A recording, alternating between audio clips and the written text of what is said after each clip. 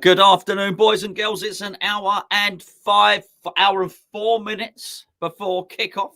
4 minutes before the lineups are revealed for, well, I wanted to call it a crucial game against Leicester, but there's been some pushback on that. There's been a few people claiming that it's not a crucial game against Leicester. You'll have to excuse me if I don't look at the live chat until the lineups have been revealed. I don't know why. I like to receive them au naturel, if you know what I mean, rather than the sort of leaked team, which I know a few of you by now will already be very, very aware of the team. I am hoping that Maxwell Cornet can play some part in the proceedings today. It has to be said, because otherwise I'm sort of thinking, what's the point of him, really? I sort of get it with the Girds. We signed a Gird and he had a big injury, right? We saw it. Let's be fair, his ankle was mangled. You can actually see it when he came off the pitch. I think it was possibly the Rangers game. So that big injury, no problem with that. But with Cornet, it's a strain here. He's not quite 100%. It's a bump. He's not quite fit. If this carries on, actually, what we're going to have to do in January is buy a replacement for Cornet, because it just hasn't worked out. Anyway, so for that reason, I hope he's involved today. Otherwise, I just think, what's the bloody point? Be interesting to see what David Moyes does, because as I said, I think there has been some pushback on whether or not this is a crucial game, and none more so from Moisey himself, of course, who said, well, hold on, we ain't doing that bad. If everybody is singing the praises of Leicester at the moment, we've got the same points as them. Okay, I mean, I take his point, I really do, but it sort of doesn't feel that way, and I think that saying that doesn't factor in the fact that Leicester had a terrible, terrible start, losing loads of games. So I think there's pressure on this game. I think it's the way it's happened that Leicester started poorly, and then they've basically built themselves up into form. I don't think there's as much pressure on Brendan Rodgers for this one, because he's sort of got form with him. We don't have form, so I think there's probably more pressure on David Moyes. That being said, I've had a little look at the fixtures, and I mean the fixtures after Christmas, and with the exception of Arsenal, I do think that the boards will look at that little run we've got and think it's I think there's some winnable games in there. But here's the point. We've got to win these winnable games. And I think thus far this season, we haven't done such a great job at that, because I think, probably if you were going to highlight some games, you'd probably highlight Nottingham Forest, you'd probably highlight Crystal Palace as games that you might class as being winnable. And we've not done so too clever on that one, really, have we? So anyway, there you go. I do think we got a big game for Jarrod Bowen today, because I think he's going to want to prove a point, isn't he? So we'll have a little chat about that as well. And again, we'll have a look. I'll find out who's in the team in about 30 seconds' time. So here's the schedule today. Basically, it's just me, just myself today. But Charlie will be with you to take you through the watch along. Gio can't make it today. He's he's doing the judging in a Women's Institute jam making competition. So he's very, very excited about that. So we wish him well for that today. But he's looking forward. He says he can't miss it. He get a couple of free jars of marmalade, and it's a bloody good day out, to quote his words. So I'll be doing the bet all on my own, and you know what that means? Naughtiness. It means we get a lovely bet with the big bucks. We're gonna be gambling today. Put it that way. Not that we endorse that sort of thing. Please do gamble responsibly, and I do always gamble responsibly. So responsible, I generally don't gamble apart from on this show, and literally, we never bet more than a fiver. Should we have a look at the team? Let's have a look. Right, let me refresh the browser. And this is going to be my immediate reaction. Okay. We've got Fabianski in goal. We've got Tilo Kehrer at right back. I'm assuming that's going to be the shape. Anyway, it certainly looks that way. We've got Virgil van Dawson. We need a bit more Virgil van Dawson. I'll tell you what, he's playing old Craig Dawson at the moment. I want the Dawsonator to come back.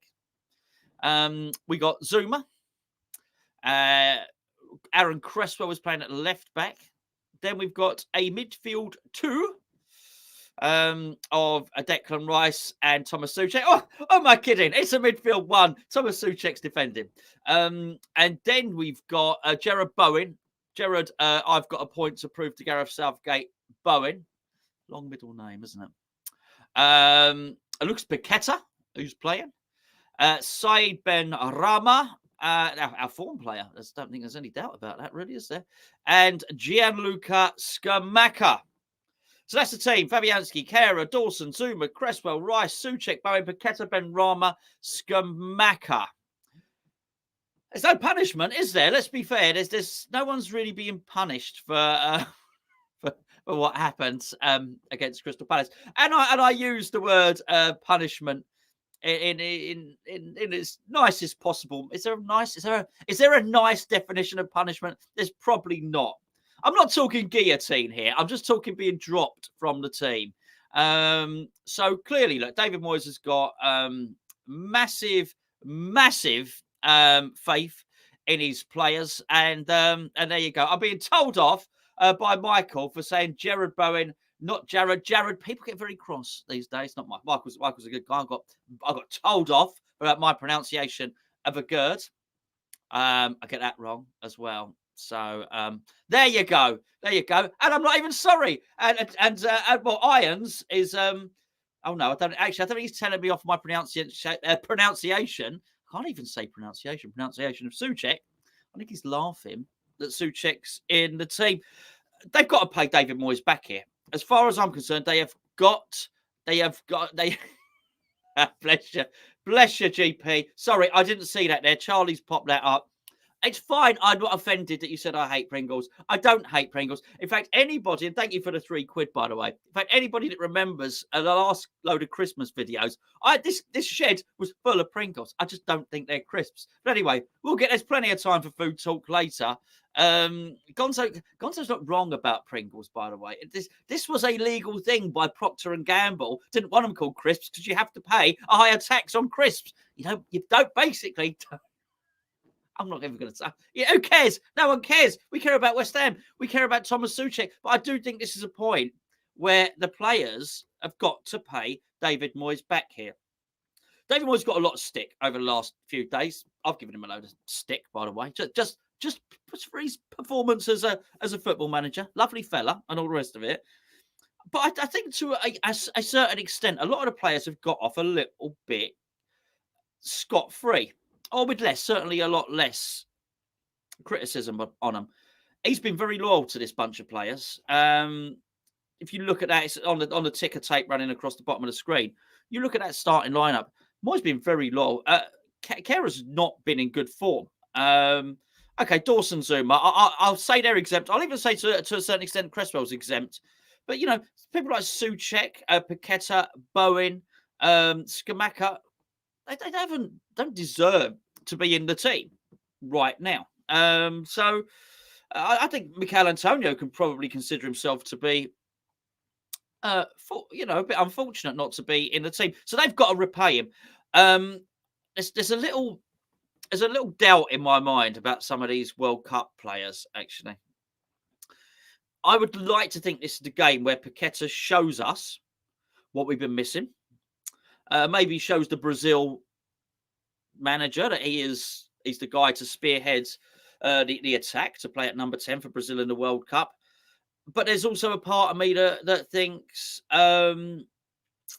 maybe they're going to play within themselves. They don't want to get injured. Ethan, thank you very much, my friend. Thank you very much. That's $0.99. Is that 99 cents? Have I got that? Or am I not making any sense? Sorry. Well, I'm sort of not really, to be honest with you. Thank you, Ethan. Very kind of you. There. We'll do a little bet in just a minute. Before that, I think it's only right and proper we look at that lovely bench, Charlie. Oh, there we go. Areola, Johnson, Soufal, Ogbonna, Agurd, Emerson, Fornals, Lanzini, and Doubt. Oh, hold on a second. Have I got this right? Areola, Johnson, Soufal, Ogbonna, Agurd, Fornals. There's no Antonio. Well, that would explain that. basically. There's no Antonio. Okay, well then we don't. What I don't understand. I just don't understand. I don't understand why he hasn't put what's his name on the young striker with Bama on the bench. Actually, is that right? There is no Antonio. Can we confirm this? Can we confirm this? There's no Antonio. There's no Antonio and no Cornet. Thank you, Garino. Wow. Well, okay. Well, I guess that sorts out the old Skamaka conundrum, doesn't it? Charlie, I'll tell you what, before I sort of stumble across and get anything else wrong, can we please have the Brendan Rodgers Leicester City team up on the screen, please? Wards, Castagna and Marty, Faze, Thomas, Tillemans, Sumer, Dewsbury Hall, Madison, Barnes, Daka. It's a good team, isn't it? Good team. I know we've covered it before. But does everybody agree that Yuri Tillemans looks like the chap from Breaking Bad and Better Call Saul, who runs the chicken shop? He's Los Polos Hermanos. I can say that. There you go. Los Palos Hermanos. He doesn't really sell fried chicken, by the way. Secretly, he does something else. It's just a front. I don't want to. I'm probably a bit of a spoiler. Anyway, Ethan, thank you very much, my friend. I tell you what.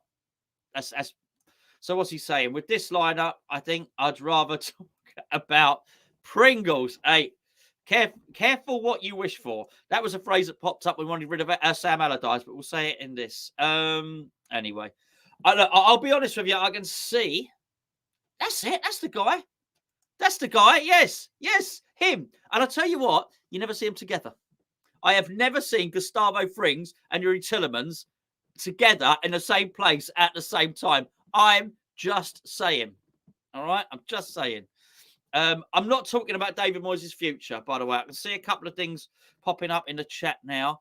I'll be honest with you, I'm at my limit here. I don't mean we talk about Moyes. I mean, we're dealing with the chat, and then I've got to do the bet, and then I've got to talk, and then I've got to sort of follow everything. I'm already at maximum capacity, and I struggle doing this on my own, basically.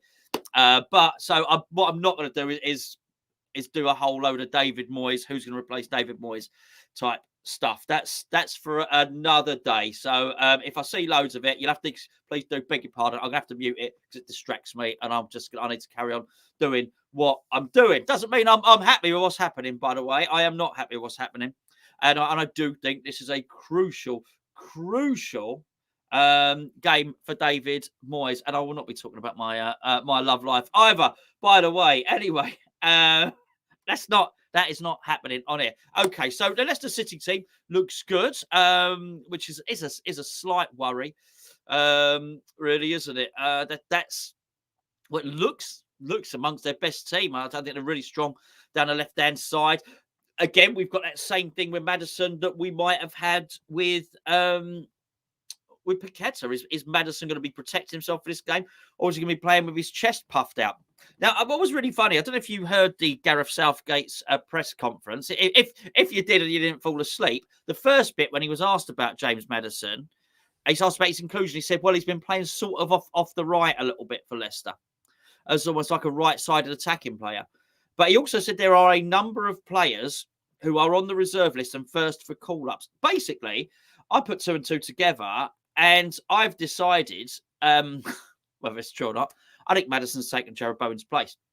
Now, if that was me, I'd have the I'd try and sort of prove different today. So I'm expecting a big performance from Bowen. I think he really has to. I think he really has to. I do love you lot in the chat, but you're not distracted. Well, you are distracting me a little bit because I'm referring to it. Maybe later. Let's get the football stuff out of the way. I've got to do the bet. The hardest bit about doing this video is the bet. I basically, you know the thing, men can't multitask, right? I think it's fair enough. I don't get offended by that. I don't think it's sexist. I mean, yeah, you're bloody right. Okay, so when I do this, I've got to do three things at once. Never mind two things at once. I can watch the telly and pick me nose. That's multitasking, right? Actually, to be fair, I'm probably underplaying it. There's a few things I can do, but we won't get into that. Into that right now. Shall we let's have a look at the bench? There you go. Thanks, Charlie. Iverson, I've got a son as well. Evans and Didi, Mendy, Albrighton, Pratt, Perez, Iheanacho, Vardy. We'll do it again. It's quite a good bench, actually, isn't it? Iverson, Evans, Ndidi, Mendy, Albrighton. Never played for Brighton. Albrighton. All right. I mean, that's weird, isn't it? If there's any team that Albrighton should have played for, he should have played for every team in Brighton. But he's got, even though his name says Albrighton, never represented any team in Brighton. That's misrepresentation on a massive scale, by the way. So Albrighton, Pratt, that's me, Perez, Iheanacho, and Jamie Vardy. Let's pop Paul's post up here. Oh, you lot type fast. I can't keep up with you. You're dreading a game. It's a no-win situation. If we win, he stays. If we lose, he stays. You know, that is one way of looking at it, Paul. Definitely. Although, if we win, there's a poll. There's a poll. We've got a Graham poll. What's the poll? Does anyone know what the poll is? Anyone know? I'll tell you something, though. Before we get to the poll, right, I've got to tell you a little something. We've been doing our 12 days of Christmas, yeah? And basically, on our 12 days of Christmas, we've been giving away this mug, this was day 3 at 50%. It was only meant to run for 24 hours. Gio's gone to the jam making convention, and he's forgotten to take this down, by the way. So the offer is still running on the website. So if you're sneaky, you can sneak in there now. All I'm saying is hammerschatstore.com. These are still 50. He's left the offer up. So go and mug him off and go get yourself 50% off of one of these mugs. What's the poll? How do you feel about the starting 11? That's the poll. How do you feel about the starting 11, boys and girls? Tell me. Share. Actually, no, don't tell me. Put it in the poll. That's a different thing. Poll and sharing it, different things. Right. Are we ready for a bet? I can feel you're ready for a bet. I can sense it in the chat. Let me swig my water. Hold on the strong stuff today. Okay, let's have a bet. Now, I think it's almost sacrilege in this to bet against West Ham winning. I think that's just wrong. Okay, so I just want to know. I just want you to know that I don't. Well, these are not your score predictions. We want to construct a bet, an epic bet. A world-class, next-level bet is what we're doing, right? To win some money, all right? So that's what we're going to do.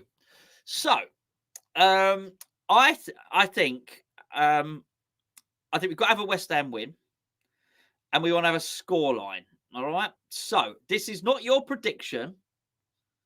There's no point in doing this. Oh, Ralph, come on, for goodness sake. I cannot, Ralph, mate. I cannot sit here and put a bet together that has Leicester winning 3-0 or so. I can't do it. All right. Let's be fair. We all woke up a bit miserable this morning because West Ham are playing. Let's just, for this, we might well be very miserable during the game. All right. All right. And to be fair, Ralph, we're putting the money down, so don't worry. Literally, the money is coming out the Hammers chat account, right? So don't worry about that, right? And I just think, you know what, we might be miserable during the game, might be miserable after the game. Let's at least spend this hour with a little spring in our step. Do you know what? It's really unlikely, isn't it? I mean, that is really, really unlikely. Right, okay, so let me just refresh this. You have to excuse me. I am slow at this. This is the benefit of doing this with 2 people at the helm, all right? So, because basically one of us can talk while the other one does it. Oh, blimey, do you know what? It's such an unlikely score. Okay, I've got it. Okay, so that is a good start. Right, I've got there. That's in it. So, I think what we want, let's have 2 West Ham goal scorers, and we'll have a Leicester goal scorer as well. All right, so let's put that in there. Let's just go. Let's go for it. Okay, I'm looking. Okay, so I've seen the cards. We'll do the cards in a minute. Benrahma to score. Okay, let's have someone less likely than Benrahma as well. Now, I don't mind doing Benrahma. We'll do that. Paqueta, that is interesting. Now, the thing is, Ari's odds going to be a bit crap because he's like a forward player. I think Mendy doesn't really. I know the odds will be okay. See, Dawson's there. I'm liking Dawson, so I've seen. I know I do put it on there a lot. Benrahma, Dawson. Don't worry about the cards yet. And Rama, Dawson. Can I have a Leicester player, please, boys and girls? A Leicester player in there. Barnes. Okay, I've got it. Okay, so Barnes, Jamie's pops Barnes in there. It's okay. So I'm going to do that now. Again, please excuse me. I've got to pop open this window here. So Harvey Barnes, anytime. Said Benrahma, anytime. Paqueta does take it. Yeah, Paqueta's not a bad one. I'm gonna have a look at the whole Dawson thing. Do you know what? It's not a lot. Oh, bro, actually, the odds are changing. Literally, the odds are changing in front of me. We're going to do Dawson. Okay, right then. So that just leaves us, I think, with bookings. Oh, okay. Do you know what? The first two I've seen, a carer for a card. I'm going to have a little look at that now. All right? I'm going to have a little look at that now. Let's have a look at carer for a card. This is really... So any card, actually, it doesn't matter. Oh, my word, just booked. Right, okay, that's done. That is done, boys and girls. I don't think that's bad at all. I don't think that's bad at all. Right, you have to excuse me. Right, got to add that to the bet slip. Here it is. Right, done. Bet place. You have to excuse me. It's behind the camera. It's behind the camera. Right, my bets. Let's have a look. Right, so here's what happens. Here's what happens. Full-time score, 4-2. All right? 4-2, full-time score. Harvey Barnes has got a score. Said Benrahma's got a score. Craig Dawson's got a score. And Tilo Kehrer to be booked. All right? All of those things happen. All of those things happen. I haven't even done the bloody phrase that pays. All of those things happen. Four of you are getting 500 quid. Is that right? That's better than 2. Yeah, I think so. I think that's the way to do it. I think that's the way to do it. Okay. The phrase that pays. I haven't even got a bloody. Can I have that bench up? Do you know what? I can't even think of anything funny. So I will just go with. All Brighton's never played for Brighton. All Brighton never played for Brighton. Oh. It's not the patrons' money. This is the thing. I've got to be honest with you. That has actually come straight out, that one there, of my Bets 365 account. Right? It's fine. It's not. I haven't touched the patrons' money. All right. I promise you. Excuse me. There you go. Don't worry about it. So anyway, yeah. So for all those things have got to happen, right? We'll just say that. So that's the phrase that pays. You type that into the chat. And if you type that into the chat, you are automatically entered into the competition, which is if West Ham win 4-2, Harvey Barnes scores, Said Benrahma scores, Craig Dawson scores, and Tilo Kehrer gets booked. If all those things happen, and you have typed all Brighton never played for Brighton, this is a mess of a stream. I sort of apologise, but don't. I won't apologise if I'm giving 4 of you 500 quid. That means 4 of you people who've typed that phrase in there will win 500 quid. And by the way,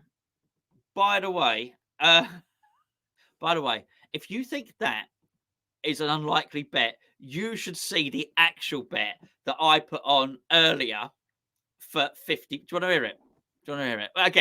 Again, you know what? When the cat's away and all the rest of it, this is my 6-fold from earlier. All right. And I'm not joking here. Bournemouth to win 2-0. Liverpool to win 4-0. Crystal Palace to win 1-0. Leeds win 2-1. Newcastle win 2-0. And I do you know what? I'm not going to lie to you. I'm not going to lie to you. I've actually got Leicester to beat West Ham. There's no point lying. All right. There's no score on that. To return, I put down 50 pence.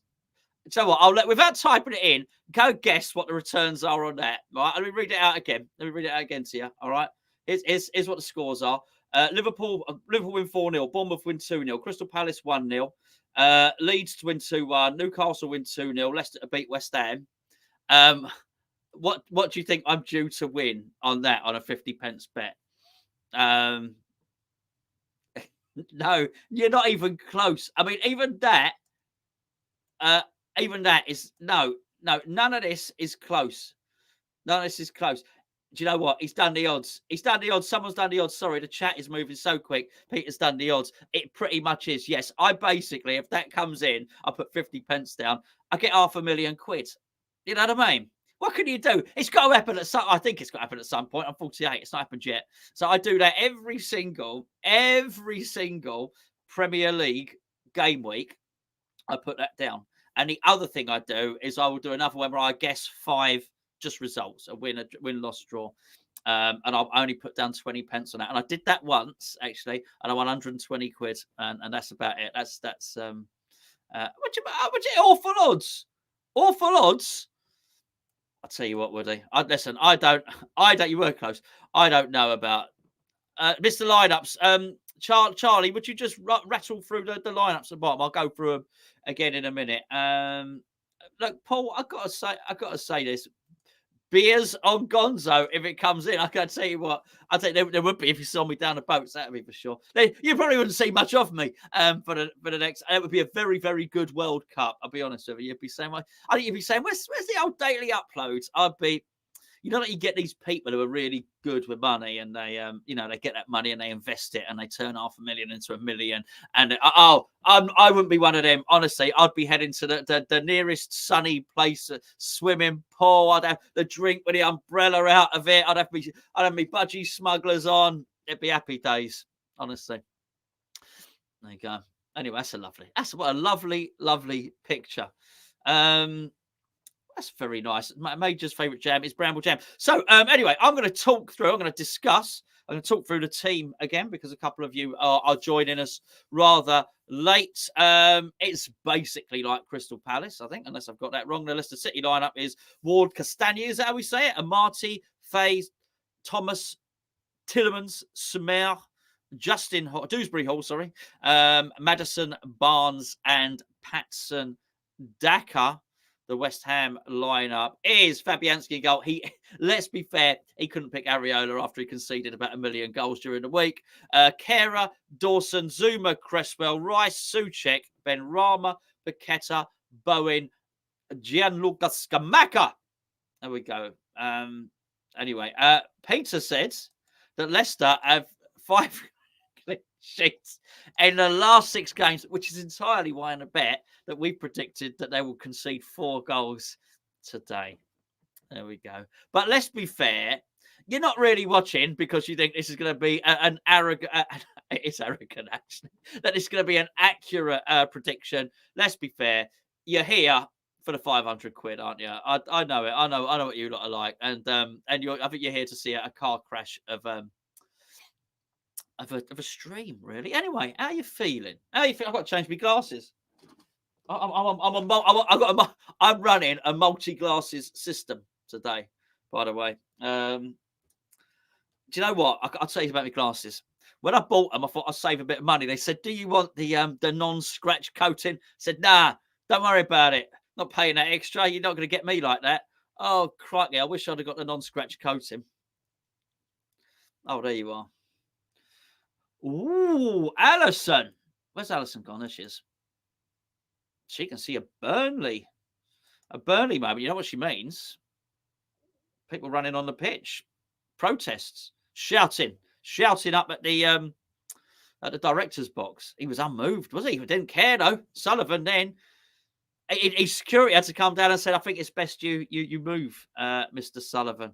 That would be expensive, wouldn't it? That's not just a non-scratch coating. He's going to win it. Thinks we're going to win it. What else we got? What's Jamie saying there? Always confident. We played for a draw. Yeah, yes, there is that. If you're wondering why people are writing that, that's the phrase that pays. You've got to type that out into the chat to be eligible to enter into the bet that's highly unlikely to win. Hello, Dean. He said it feels like it's getting close to that. What's it getting close to? What's it getting close to? Dyche is sitting in the car park. Did you I don't know if anybody heard Sean Dyche. He was on Talk Sport the other day, and he was talking about not being able to go to games because everyone thinks he's there to get the job. Oh, really? Is that right? Is that right? Yeah. Oh, okay.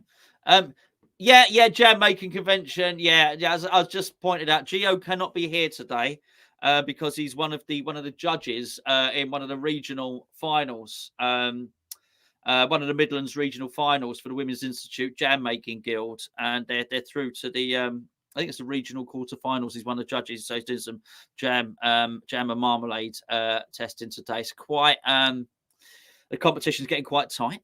It's it's very, very tense up there. He said you cut the atmosphere with a button. Oh, I don't bloody know.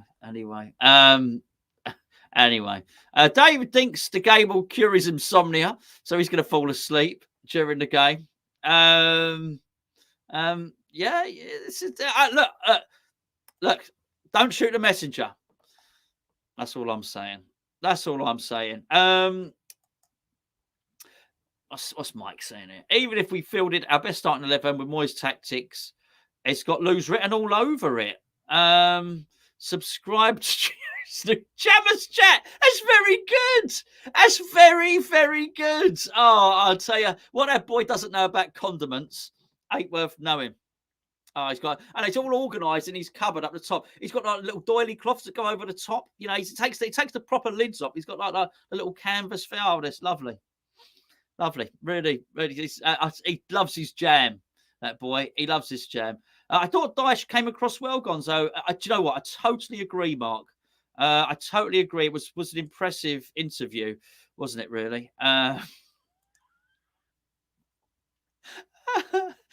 Is lemon curd jam or not? I tell you, you're not wrong. He's Maverick by name, Maverick by nature. Making this thing anyway. It's Tom. I know. What's happened to you? I haven't seen you for ages, Tom. You're doing all right, mate. Anyway, that's that. So, what's the time? Oh, blimey. We better get some scores and stuff in. Charlie be on long in a minute. To do whatever Charlie does, really. Chats. I don't know how he kills the time. It's very impressive, actually. Stands there with Danny DeVito. Doesn't help him out at all, Danny. No help at all. Doesn't ever share the load or the burden. Right. This is now silliness has gone, bet has gone, and now I think we start. This is where we I'm all right, thanks, Tom, mate. This is where we tune it up to we start. The melancholy starts now, doesn't it? This is where the misery starts. I think we've had a little laugh before the game. Oh, Michael, I like it. I do like it. No. Although to be fair. I might have to dust off the old spanner, to be fair, because I don't think Hammers Chat's making much bloody money in while the World Cup's on. They've ruined it. But we are going to be doing an awful lot on Patreon. Oh, I should tell you now. Hold on, blimey. Stop. Hold it there. Patreon. Look, this is the good time to join Patreon, by the way. 16% off your annual Patreon subscription today. We have got basically Hammers Chat have made a signing.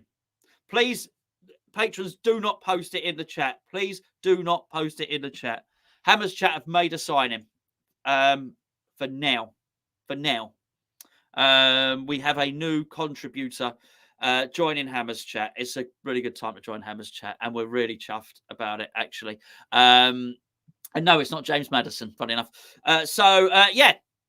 Get over to that. You can really help support the channel, basically, by getting over to Patreon. We've got 3 separate tiers. We've got standard tier, we've got mild addicts, and we've got addicts, and we've got our addicts. We have player interviews, manager interviews. We got an ex-Premier League referee on the books as well. We've got analytics, and we call it Hammerlytics, actually. There's no jam. We don't discuss jam on there at all. Opposition previews, breakfast shows, player ratings. There's a lot of additional content on there. Basically, Patreon is our third channel.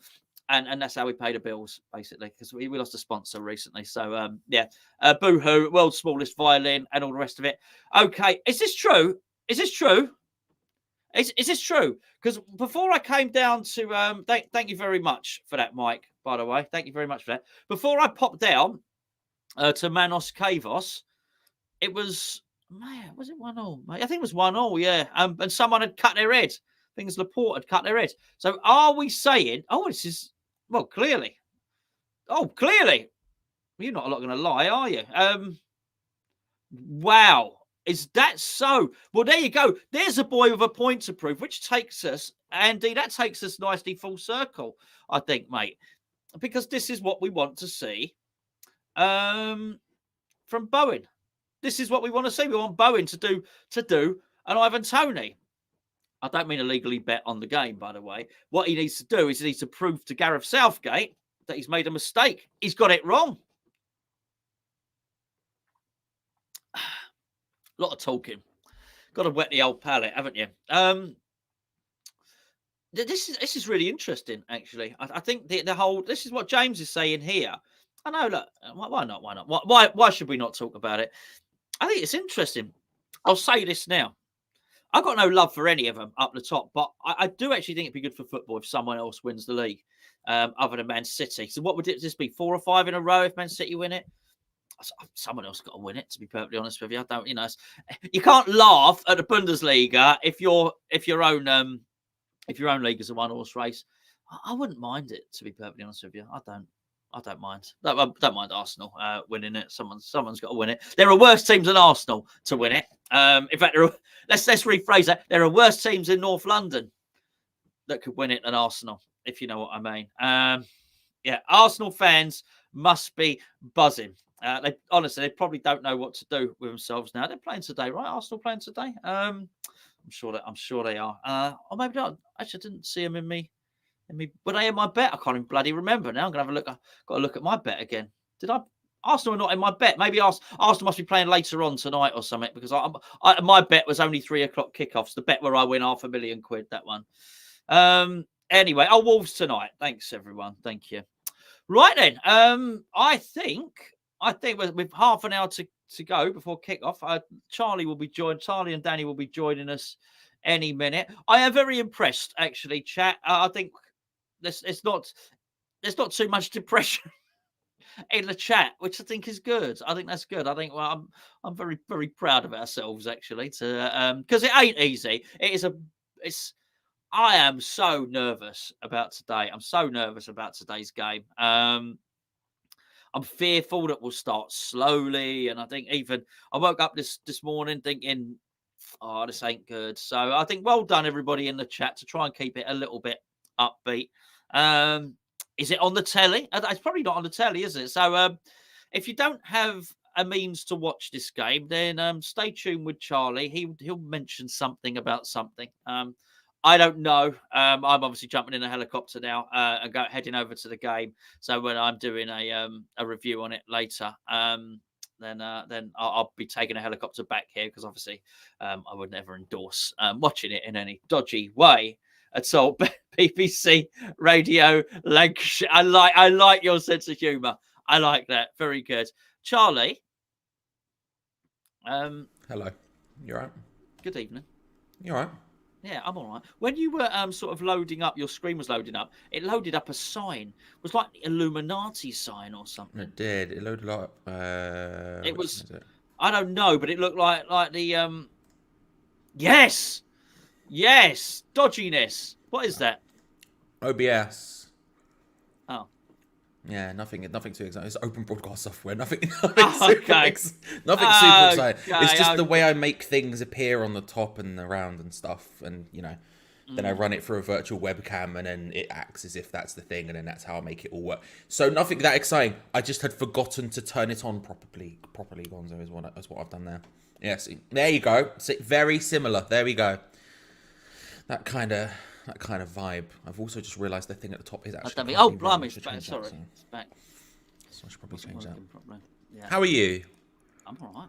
How I'm are looking you? forward to any sort of marmalades and jams we might get brought back. I don't think we Oh, will get brought he's back very any, but generous when he does. You know, who could forget that? Who could forget the famous hamper of 2018 that he brought back yes. when the Aberdeenshire over 50s Mm. ladies jam making team got to the regional semi-finals, and he got all that free jam, and he shared it around. He's very generous with his condiments, as Gio. No, yeah, I mean, since he moved down south, he's obviously not been as involved in the process. So I'm excited for him, for his own sake, to be Well, he's very back in interested the in sort of, ceramics now, isn't he? And but living in the potteries, he's he got is, really he into. loves it. Yeah, yeah. Stoke on Trent. He likes to see what it meant and all that other stuff from Bristol. See, he comes. I know on camera, Gio comes across as being, being very hip and up to date and whatnot. But he's very old. He's very old fashioned. But it's not. It's obviously not knitting. He's not done that for a good 5 or 6 years. He's knocked that on the head. He says, I'm looking for a more modern hobby. He was just too into it. You know what I mean? He was just too, his house full of just various doilies, wool scarves. and the injuries. The injuries. His fingers constantly just pricks here and here and here. It was just a problem. I went to link up with him on FIFA once, and he said to do like a doubles game. He said, I can't do it. He said, I've injured. He basically pierced his thumb with a knitting needle. That was his excuse for losing, anyway. Honestly. Anyway, how are you, my friend? Yeah, I'm alright. I'm relatively awake, so that's good. You sure? What are you doing? You alright? Yeah, no, I'm good. I'm good. I'm good. I'm feeling it, Gonzo. I can't act like I don't feel like a break's going to be good for us. I feel like a second pre-season is sort of what we need.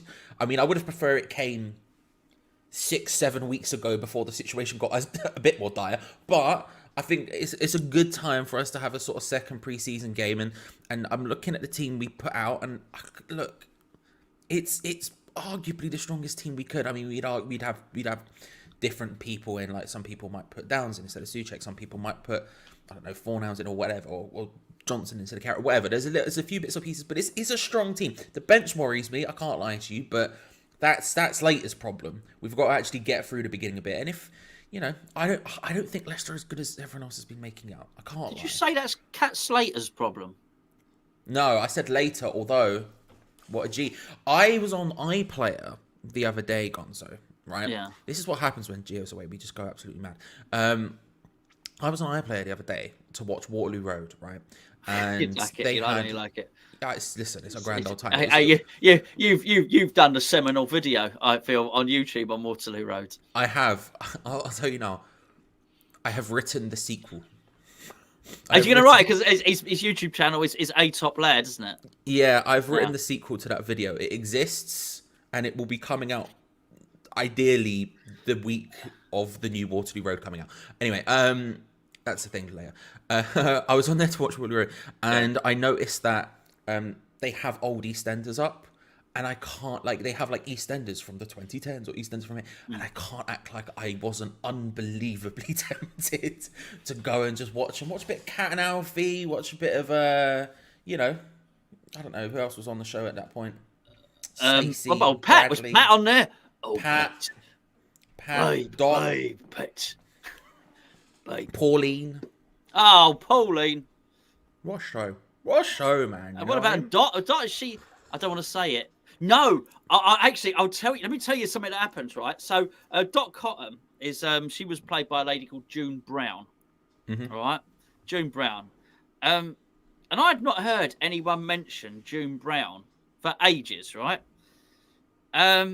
And basically, I was chatting to my friend Spencer, and for some reason he mentioned Dot Cotton, and I've not heard anyone mention her for years. And the next day, in a newspaper, she died. What? That... I phoned up Spencer, I shouldn't laugh, and I said, "What? But that story did not end where I wanted it to go. This was like a year or two, so very recently. Well, Spencer, you mentioned her, and then she dies the next day. So I told Spencer, don't talk about anyone else. Don't stop it. It's like when Aaron Ramsey scores a goal, next day a celebrity dies. It's like, stop it. Just don't score anymore, Yeah. Yeah, but I liked her. She was one of the proper characters, wasn't she? Yeah. Just out and about doing like a constant on the show. But we like Perry. We like Perry Fennick. We do like Perry. We like Perry a lot. Because he's West Ham. We like Perry a lot. He's like good Perry. lads. If you go to hammerschatstore.com, I believe his picture's still at the bottom. You can't buy Perry Fennick on the store. You can't. You can buy something Perry Fennick wears. You can hire him for a birthday party. yeah. He comes to your party. Yeah. Does the hits. He doesn't. Yeah. He really doesn't. No. He doesn't. But he's we like Perry. We do. He's an absolute. He's a dude. He's an absolute dude. Yeah, absolutely. And I think Danny Dyer was in EastEnders. Is he no longer in it? I don't know why I'm asking you. You don't watch it. Watch Waterloo Road. Yeah, I don't watch it anymore. I think he left, didn't he? I don't know if his character's officially left yet, but he left to go and do an ITV show. What, the character, the landlord in the pub? Yeah. The character. I'm off to go and it's like Dirty Den leaving to go say I'm gonna. He got all thespian. I'm gonna go and work for ITV. Yes, yes, exactly that. Yeah, no, absolutely. I can't remember what show it was, but it's something in the contracts is you're not allowed to do the other blah blah blah blah blah. So like, I can't. Oh yeah, no, you can't work for the BBC and ITV. That's naughty. Yeah, I can't remember even what the I can't even remember what the show is, but he left to go and do an ITV show. I don't know if his character has left yet or what, but it's. How am I explaining that? He's still in. Where is he? He's in the cellar fitting that barrel. He's been down here for 4 months. I'm always impressed, right? Again, I haven't watched it in a long time, but I was always impressed when they would talk about, because they record it like 3 months ahead of time, 4 months ahead of time, something like that, right? They record them. And I've always been impressed when, like, so say, I think an example when I was a kid was when Michael Jackson died. And on the episode when Michael Jackson died, they spoke about Michael Jackson. You were a child when Michael Jackson died? I was, probably. I was like maybe a teenager. Really old. Really old. Child. I'd say it seems like 5 minutes ago, to be fair. What was that? 2000. I was in secondary school. 2000. What, 9? Something like that. Oh. Something right now. But like the next day, they spoke about it on the show. The day the day after it happened, and that always impresses me how they actually like are that movable. The day after Michael Jackson died, they had it on the EastEnders. Yeah, they spoke about it on the show. It opens up. Well, I'll tell you what, I'm now worried Spencer was talking about it the day before. What's their name? Yeah, probably. What's their name? Just Patrick and Denise, I think, walk into the room. And she goes, Michael Jackson's dead. And he goes, oh. Okay, but it's a different one. Maybe there was a guy called Michael Jackson that lived on the square. And it was an insane 3 month ahead coincidence.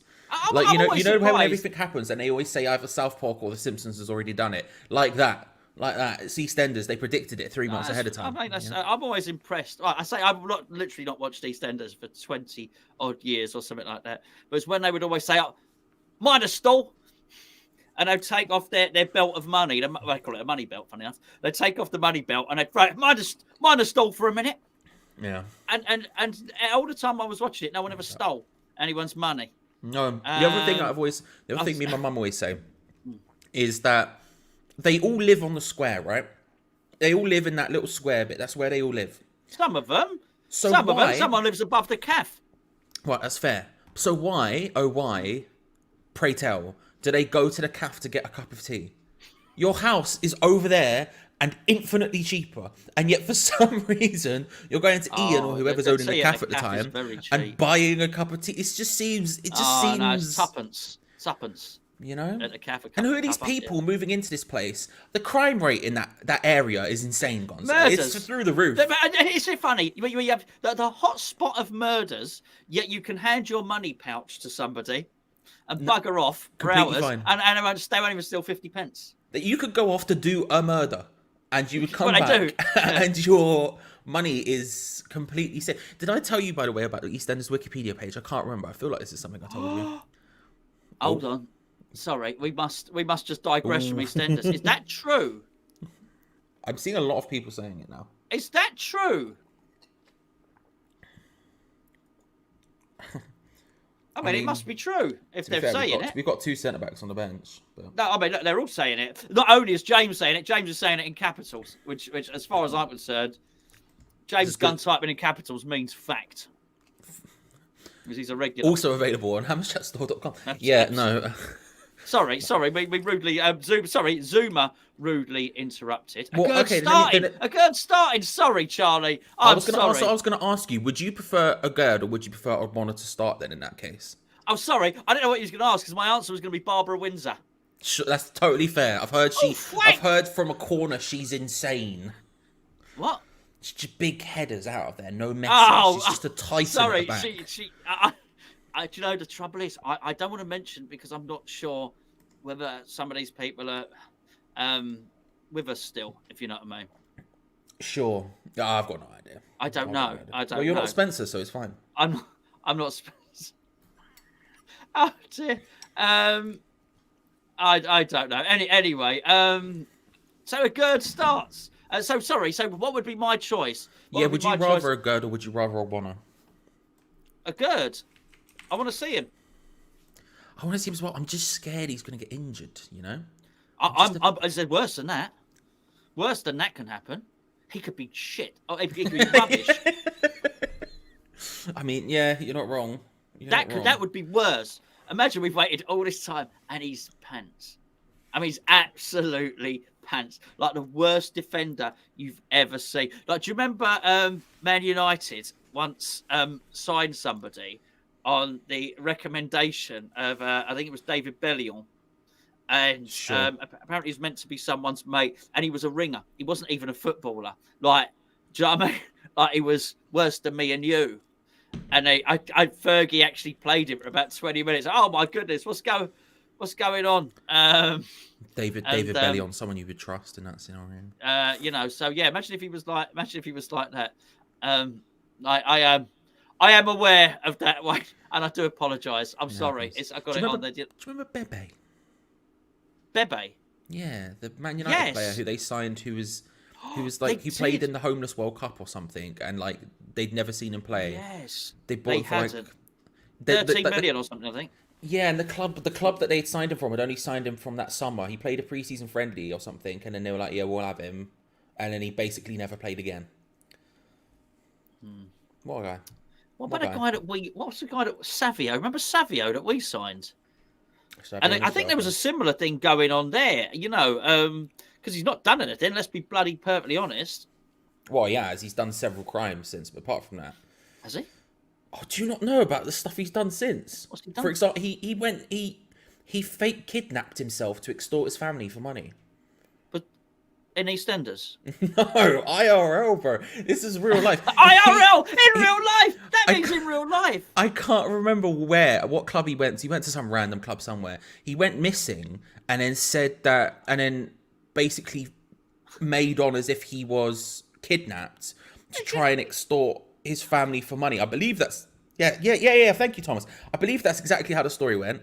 So he could get money from his family, but it turned out it was just him just going on being who. That's funny. Schizo,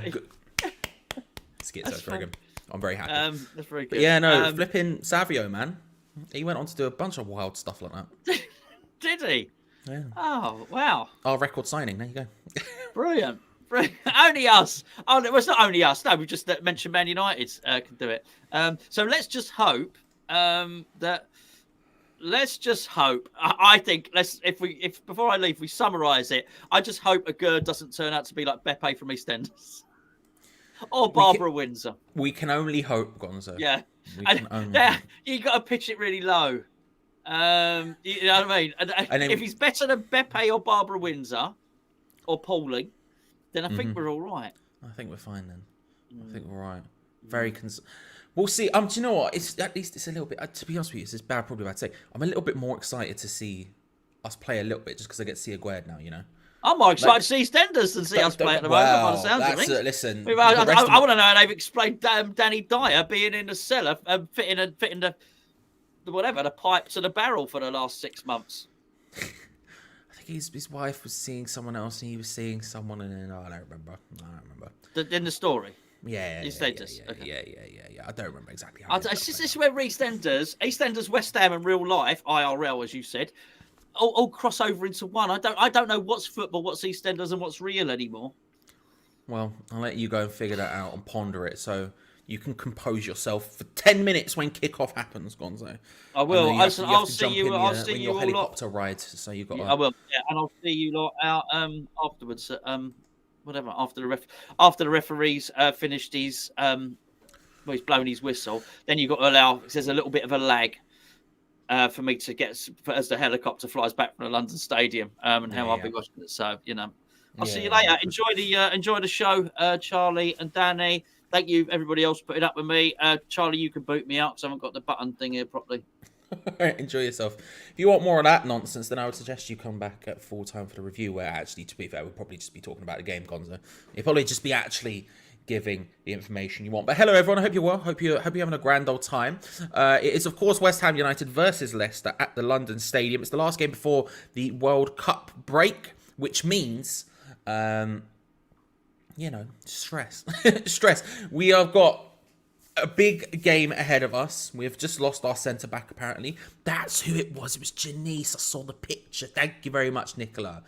Pregnant with Danny Dyer's baby. And he said, thank you. I knew it was something. Because I saw the picture of him standing there. Anyway, hello. Zuma is out injured apparently, so that means Aguerd starts. At least that's what the chat's saying. But let's have a look at the lineups anyway. And while I'm doing that, on a scale of 1 to 10, 1 being the least confident possible, 10 being the most confident possible, how confident are you of a West Ham result today? Whatever that may be to you. Is that going to work? That was a weird glitch that I've seen, but I don't know why. Fabianski starts in goal, with Kehrer, Dawson, now Aguerd, and Cresswell in defence. Rice is Souček in a double pivot with Bowen, Paqueta, and Ben Rama in behind Gianluca Scamacca. The substitute bench, of course, being Areola, Johnson, Kufau, Fornals, Lanzini, Downs, Ogbonna, Aguerd, and Emerson. Zuma, the whole Zuma situation, we'll see how it ends up playing out. If it is Aguerd, I'm excited for that. Hopefully, I sort of don't want Zuma to be injured, but if he's going to be injured now, I guess is the time when we're about to have 6 weeks off or whatever it is. But I can't act like I wouldn't be excited to see, to see Aguerd playing. But who would he be up against, I hear you ask? We're in a truncated minute right now, so we're just going to go for it. Leicester line up as such. Danny Ward starts in goal with Timothy... Is that... Yes, that is Matt Hancock down there. Okay. With Timothy Castagna, Amati Face, and Thomas in defence. Tielemans, Sumari and Dewsbury Hall midfield with Madison, Barnes, and Patson Daka. A good side. Daka's looking good. Barnes is obviously in form at the moment. Madison's obviously arguably in the best form he's been in a long time, which is weird because at one point it looked like it was completely over from Leicester, and yet he sort of managed to fight back on that one. But their bench, Iverson, Evans, Ndidi, Mendy, Albrighton, Pratt, Perez, Iheanacho, and Vardy. They have 3 strikers on their bench. We don't have any. Now, what that means for us, I don't know. We'll find out. I didn't mean to press that button. That doesn't need to happen. Hang on. I've accidentally opened up. Oh, stop. No, I've opened something here. Give me a sec. There we go. Okay, right. It's fine. I fixed it. Sorry, that was an absolute nightmare on my behalf. I clicked the wrong thing. So there we go. Those are the teams. Let's have a look at how you're feeling. Let's have a look at these confidence levels, shall we? So, actually, before I do that, we have 5 minutes, just over 5 minutes before kickoff. If you are only here for the build show, thank you very much for coming. We appreciate it. Make sure you subscribe and hit that notification bell icon before you go, so you don't miss out on any future videos, because we have a crap ton going up all the time. Just because the football goes away and the World Cup happens doesn't mean we're stopping. We have a lot of stuff planned. We have a lot of stuff planned here on the forum channel, also on the Patreon, patreon.com/HammerChat. So if you have already, if you are going away for the game, thank you very much. Make sure to subscribe, because we've got loads of stuff coming. And like the video. It's the last time we can possibly hit that 300 goal before the kickoff. I think before kickoff's a bit much right now. We need about 150 in the next 5 minutes. That's not possible. But if we can hit that 300 before the game ends, a beautiful, beautiful scene. Is the last time we can do it before the World Cup. So thank you very much for coming. And if you are looking for a way to watch the game, because of course it is not available in the United Kingdom today, because God forbid we be able to watch the things that happen in our own country. You can have a little scroll down into the description below. You'll find something there called Join Our Discord. Click on that, completely free Hammers Chat, West Ham community, fans of all clubs welcome, but more importantly on the left hand side, if you scroll down, you'll find a bit there called Stream Links. And you should find what you're looking for. Let's have a look at some of these score predictions. It's not score predictions, although we will get to that in a second. 3. Hope that fridge is belled up. It is Fee. We have bells available. They are on deck. I am ready. There are bells. Bells confirmed. 3, 4, 0, 6. Afternoon again, Dean. Hope you're well. 2. Apparently Zoom is still starting. Okay. Excited to see it again. So am I. Thank you very much, Stu. I appreciate it. But if Zoomer is starting, then hopefully it's not too bad then. 10, 6, 3. Don't worry about it, Nicola. Thank you very much for coming. We appreciate it. Thank you. 1, 1, 3, 6, 4, or 4, 6 is the way I clicked it. 5, 10. This is Paige. Fence Splinters 5, 5. Last game for Moyes. I think you're wrong, Chris. I'm not gonna lie about it. I think he's staying regardless of the result, unless we get whooped today. Then I think he's staying. 0, 7, 5. Or I'm sure we'll continuously talk about that. Tom, good to see you, my friend. By the way, I hope you're well. Hope you're well, bro. Let's have a quick scroll. 9. No point in being optimistic. The 4 beers help this viewpoint. No. Yes, that vibes, Chris. No, sorry. No point not being optimistic. I respect it. I respect it. West Ham are crap. West Ham will never win. Just crap team. Whole team are crap. Moyes out now. Fair, Paul. Fair. 3, 1. So it's not as... Usually it sort of wavers a bit, but there's obviously a big dip in confidence levels today, which I don't necessarily find too surprising. However, Ben, my friend, I hope you're well, and I hope you are excited for the game, because, someone has to be somewhere. I need to find him. And finally, nice. Let's get those score predictions. We're a couple of minutes away from kickoff, ladies and gentlemen. Let's get those score predictions in. Final score predictions. You've seen the teams. You felt the vibes. We had about a 20-minute conversation about EastEnders, the way these things go sometimes. What are your final score predictions?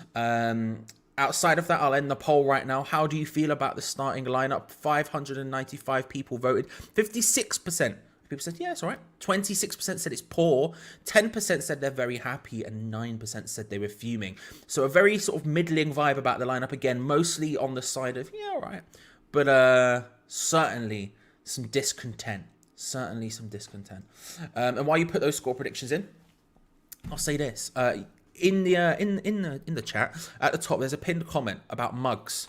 Not this one specifically, although this is a mug you can get at hammerchatstore.com. We're doing our 12 Days of Christmas promo, which is all very exciting. Every single day at 8:30, we have a new thing, a new deal we're doing, right? And so today's deal, 16% off on the Patreon. If you've ever thought about getting involved in the Patreon, today might be the day, because it's the most amount of discount we are actually allowed to do by Patreon. They literally do not let you do more than 16% off. We've put as much off as possible of an annual Patreon membership. You can have a look in the description below, patreon.com/HammersChat. But Gio is out, as you're all aware, and he has forgotten to take off the mug deal. So we have the West Ham are massive mug, which, actually, if you give me a second, I can pull up the thing. We have a mug that says West Ham are massive. And he has, unfortunately for him, forgotten to change it, forgotten to take it down. There we go, this one. He has unfortunately forgot to take it down. So if you go onto the store, the West Ham are massive mug is still 50% off because Gio has forgotten to do it. I would highly recommend you get involved. I love the mug, but it's something I designed. But realistically, 50% off is probably the lowest you're ever going to get it for. So if you want to get involved, I would highly recommend it. There is a pinned comment up on there before. Just go and have a gander. Go and have a gander.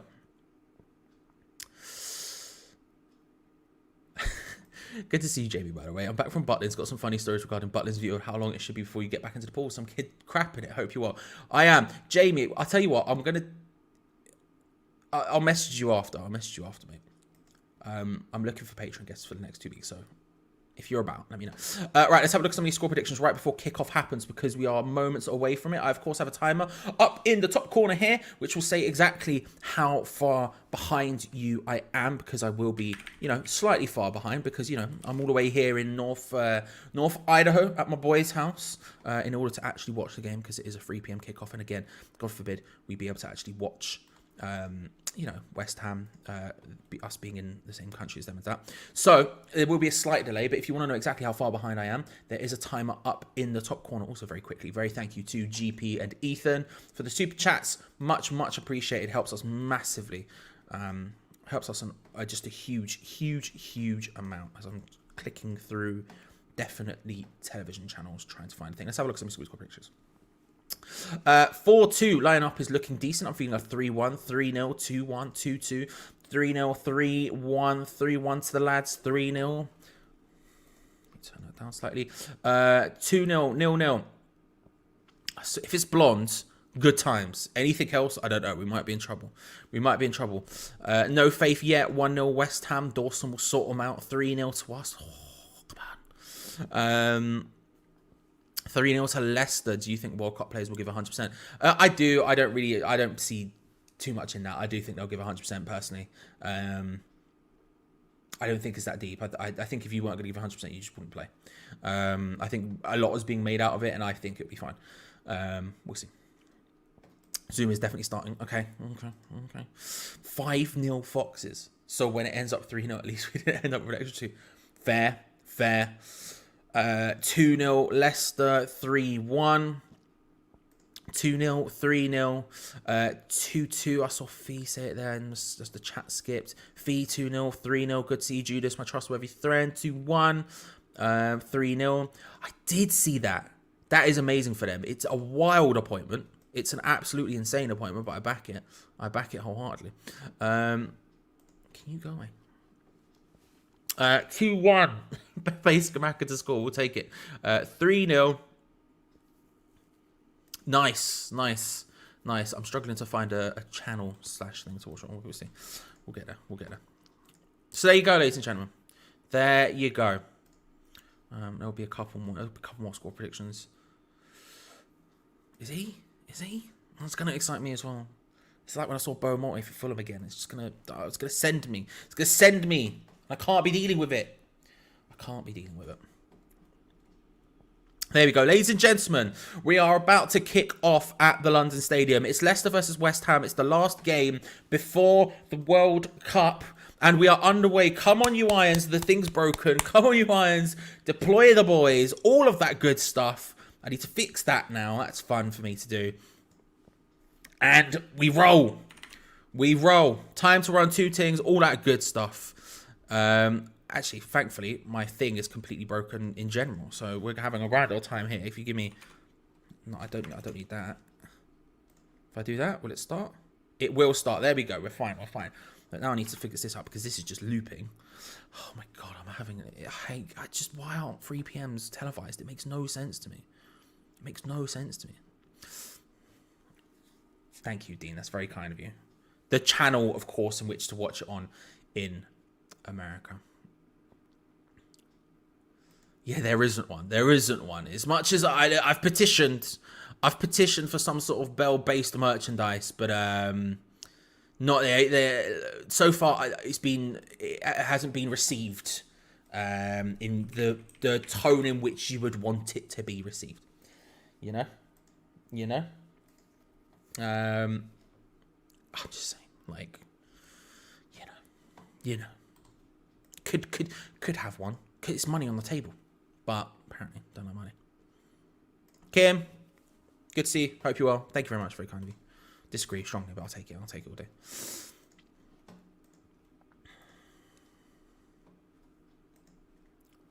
We're just gonna keep going, ladies and gentlemen.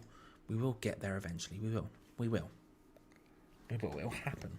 When it happens, it's gonna be a grand old time for us all. It's gonna be a very exciting time. It's difficult at the moment with everything going on to feel any sort of positivity. I mean, I was talking to some people last night. I was talking to Stuart and Stuart from the Disabled Team is in the comment section. Subscribe if you haven't already. Amazing Leeds channel, but also do general Premier League content. Speak about West Ham. I was on the Extra Time show last night, and just talking about it. It's one of those things where when you do this, it can be just a pain in the arse sometimes, right? Because you're like, do I really want to sit there when you're in a bad mood to try and watch West Ham? Like, obviously, you always want to watch it. You're always going to watch it. But when you're in front of people, it's just a different vibe. You know what I mean? It's just a different, it's just a different everything.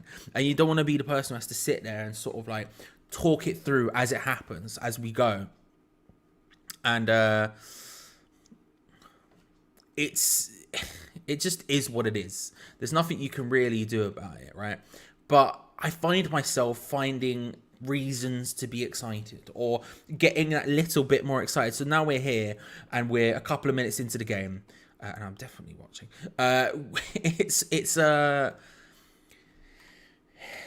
It's something you just sort of get to grips with as time goes on, right? And so I'm looking at it, I'm thinking, if there ever was a time, don't get me wrong, these players should have stepped up. These players should have stepped up already. We should have seen better performances from them already. All of that good stuff, obviously true, right? But here we go. That timer is now accurate as Leicester pass it round to the back. It's just skipped forward 10 seconds. So do you know what? I'll just leave it for now. We'll see what happens.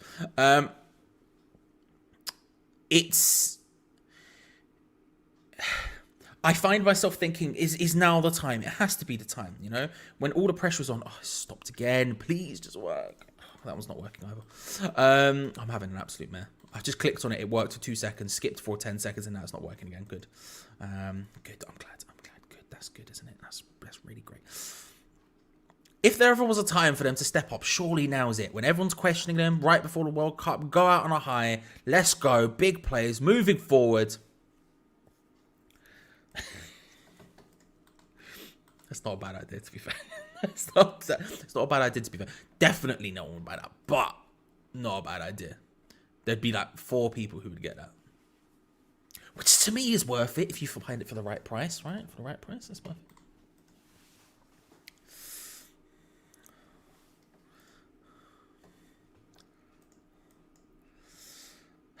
I'm having a mare. Dean, if you do have one, that's alright. Can you DM me? Thank you, I appreciate it. I've just seen you DM me already. Thank you. Let me see. Oh, I'm having a mare.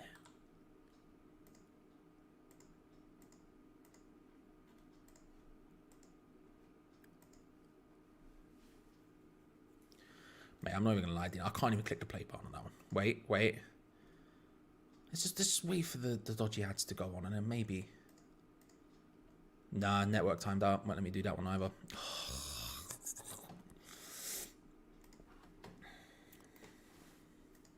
We'll keep going. We'll find something, ladies and gentlemen. We'll find something. Threat detected. Okay, good. Stuart with the £5. Thank you very much, Stuart. You don't have to do that at all. That's very kind of you, my friend. Very kind of you. If you haven't already subscribed to the Disabled Team, you definitely should. Like I say, I'm a big fan of Stuart, Lee, everything they're doing. I love the Friday night extra time show, as I always say, and I happen to be on it this week, which, you know, makes it probably worse. But very kind of you, Stuart. You don't have to do that at all. Thank you very much, though, my friend. It's very kind.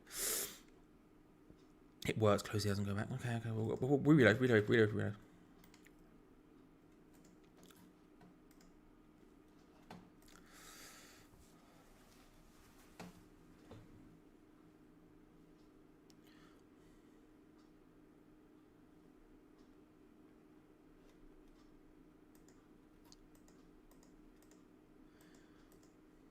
I can't even close it. It's just no ads to even close. I'll give it a second. We'll see what happens. Like, there's one dodgy and it just... No, it's not. I cannot just see 1-0 in the chat and I can't even see it. I don't need the stress. Is that true? Are you all stressing me, or is this actually accurate? Are you all stressing me, or is this actually accurate? Because I don't need this stress in my life right now, especially when I can't see it.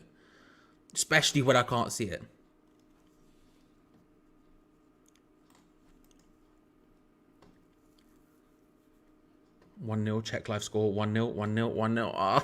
Oh, no.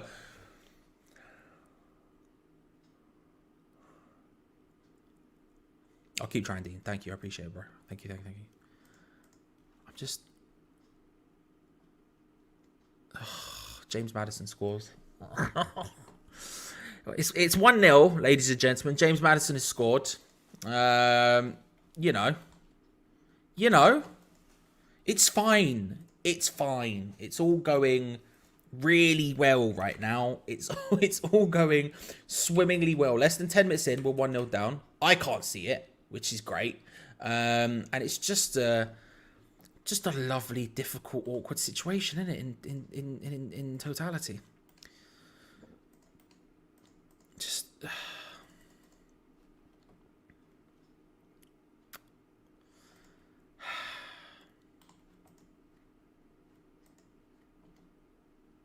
any of these working?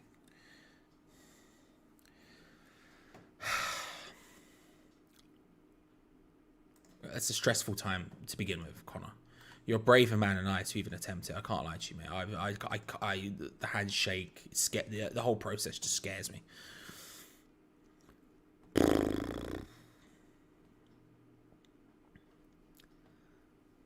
The thing is I genuinely don't believe it's going to happen. Unless we get whooped. If we get whooped today, then I think maybe it'll be a case. But I think people just forget how slow our owners are.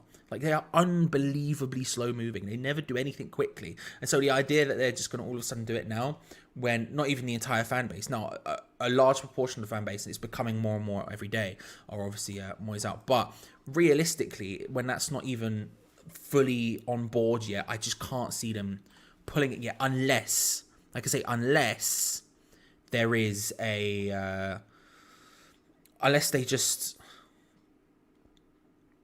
unless it happens, unless we get whooped, then it might force them into a situation where they feel like they have no other option. But realistically, I just can't see that happening yet. I just can't see it happening unless we get absolutely done in today. But I just don't think it'll happen. Shocking defending doesn't surprise me, to be fair. Doesn't surprise me.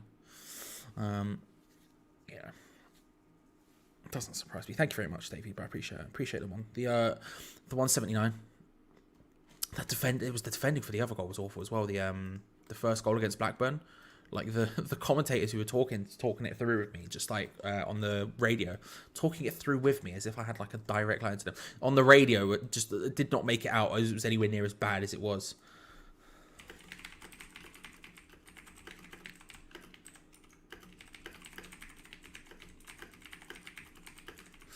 Still, I mean, you know, it's for a team with a lot of good defenders. That one's playing Nottingham Forest, Crystal Palace. For a team with a lot of good defenders, you would suspect we defend better, but no, apparently not. That just doesn't exist. That's just not a thing that exists, which, you know, is fun.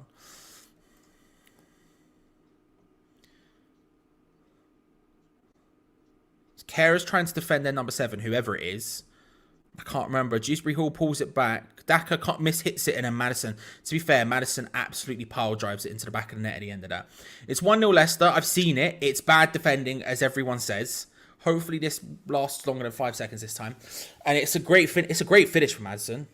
And again, any doubts of the idea that, you know, players who are going away with teams at the World Cup might not play 100%, maybe proving them wrong, just absolutely pile driving that one into the top of the net. Hey, maybe that's the idea. Maybe you get the goal early, and then you don't have to worry about playing full force for the rest of the game, because you can just relax on a win, on a lead. But anyway, that's a really good finish from Maddison. I don't know who their number 7 is, but their number 7 was being tracked by Kera, who lets him get a little bit away. The ball comes across. Daka, to be fair, shot, pass. I don't even know what he's trying to do. I think it has to be a shot in that situation. Completely mishits it. Completely air kicks it for days. Nowhere even close to anyone. And then it just rolls to Maddison on the far side, who absolutely smashes it home. It's a really nice finish. But 1-0 Leicester.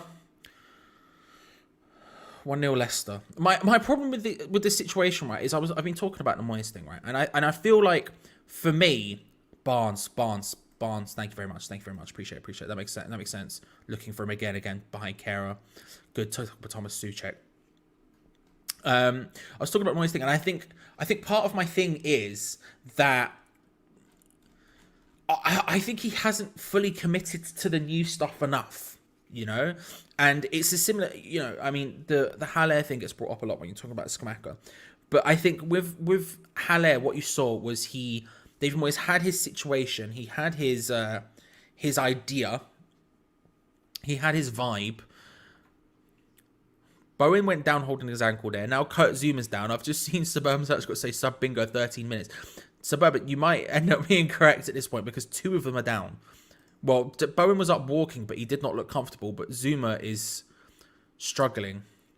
I mean, if he wasn't ready, if there was ever some doubt, then why would you do it? Aged is coming on. Aged's coming on. Aged's coming on, everyone. Zuma is coming off, and Aged is coming on.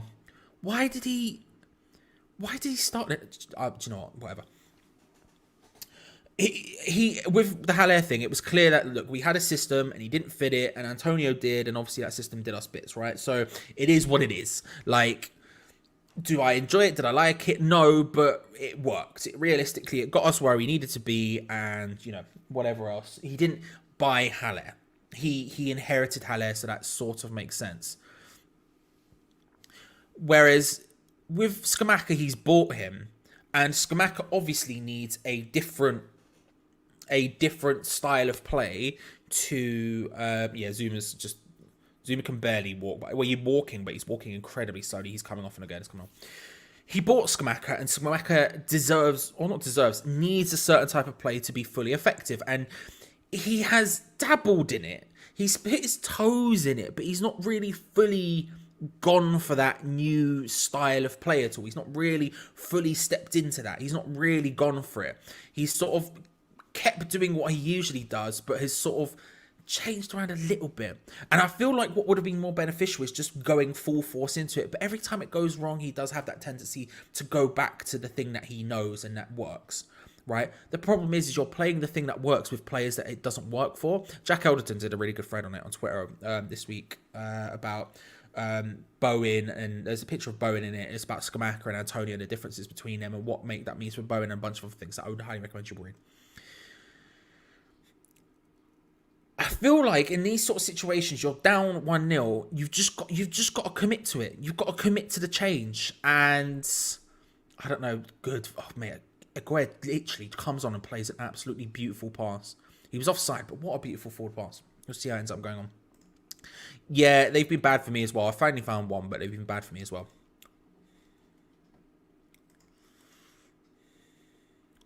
Yeah, Dean, to reply to your thing, by the way. For some reason, there was one dodgy one would come up in the middle that was impossible to close, and nothing else would come up. And then when it wasn't there, I would just press play in the stream and it just wouldn't work. I don't know what was going on. I don't know what was going on with that. I don't know what was going on with that. But then again, you know, it is what it is. It is what it is. Pinged across from the left to the right for Leicester as they come forward. I don't understand starting Zuma at all. Obviously, I didn't see much any of him playing, but I feel like if there was any doubt, which clearly there would have been, because he's just barely been able to walk off the pitch 10 minutes into the game. Why would you start him? It makes no sense to me. Why would you start him? It makes no sense to me.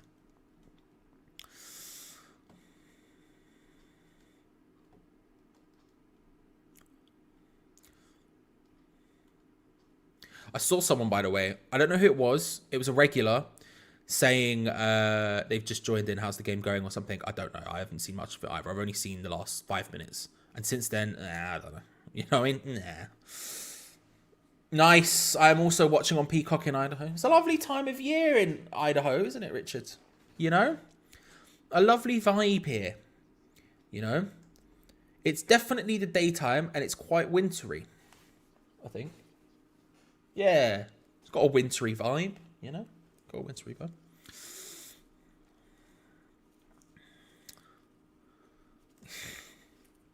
You're not wrong. You're not wrong. Baby bells are available, ladies and gentlemen. Remember that. I don't know. I don't know if we're gonna go full force in it yet. I'm just letting you know that it does exist.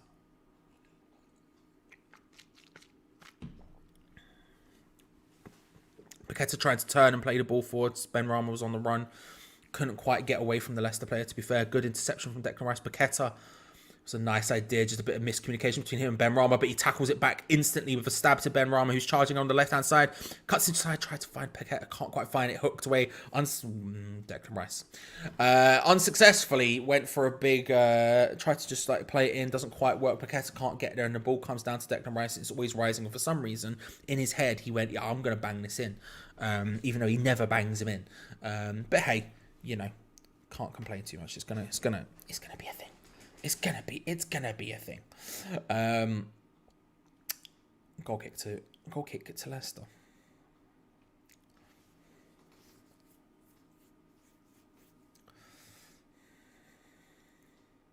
%30 possession. I mean, that's not surprising. West Ham Leicester. This is one of the things that I felt might play into our hands today. But again, the new sort of system we want to play, the new style we want to play, it doesn't play into our hands at all. But a classic David Moyes. And if you watch the preview, I'm sure it got brought up as well. But we know what Rodgers does. We understand what Rodgers does, and that plays into our hands, or at least it used to play into our hands with old Moyes. And so the 70-30% possession, as bad as that is for us, and that is very, very bad, it's not entirely surprising. It's kind of what we expect from David Moyes versus Brendan Rodgers. What I would say is that, again, you've got to go for it a little bit. I feel like you've just got to step to it. Now Declan Rice is struggling, by the way. He's down. I don't think he's going to stay down. He seems to be okay, but he's something to do with his jaw. He's pointing at his jaw. I think he'll be fine because he just put his thumb up at someone, but still. But it's certainly not an indicator of us going for it, is what I'll say. Certainly not an indicator of us going for it.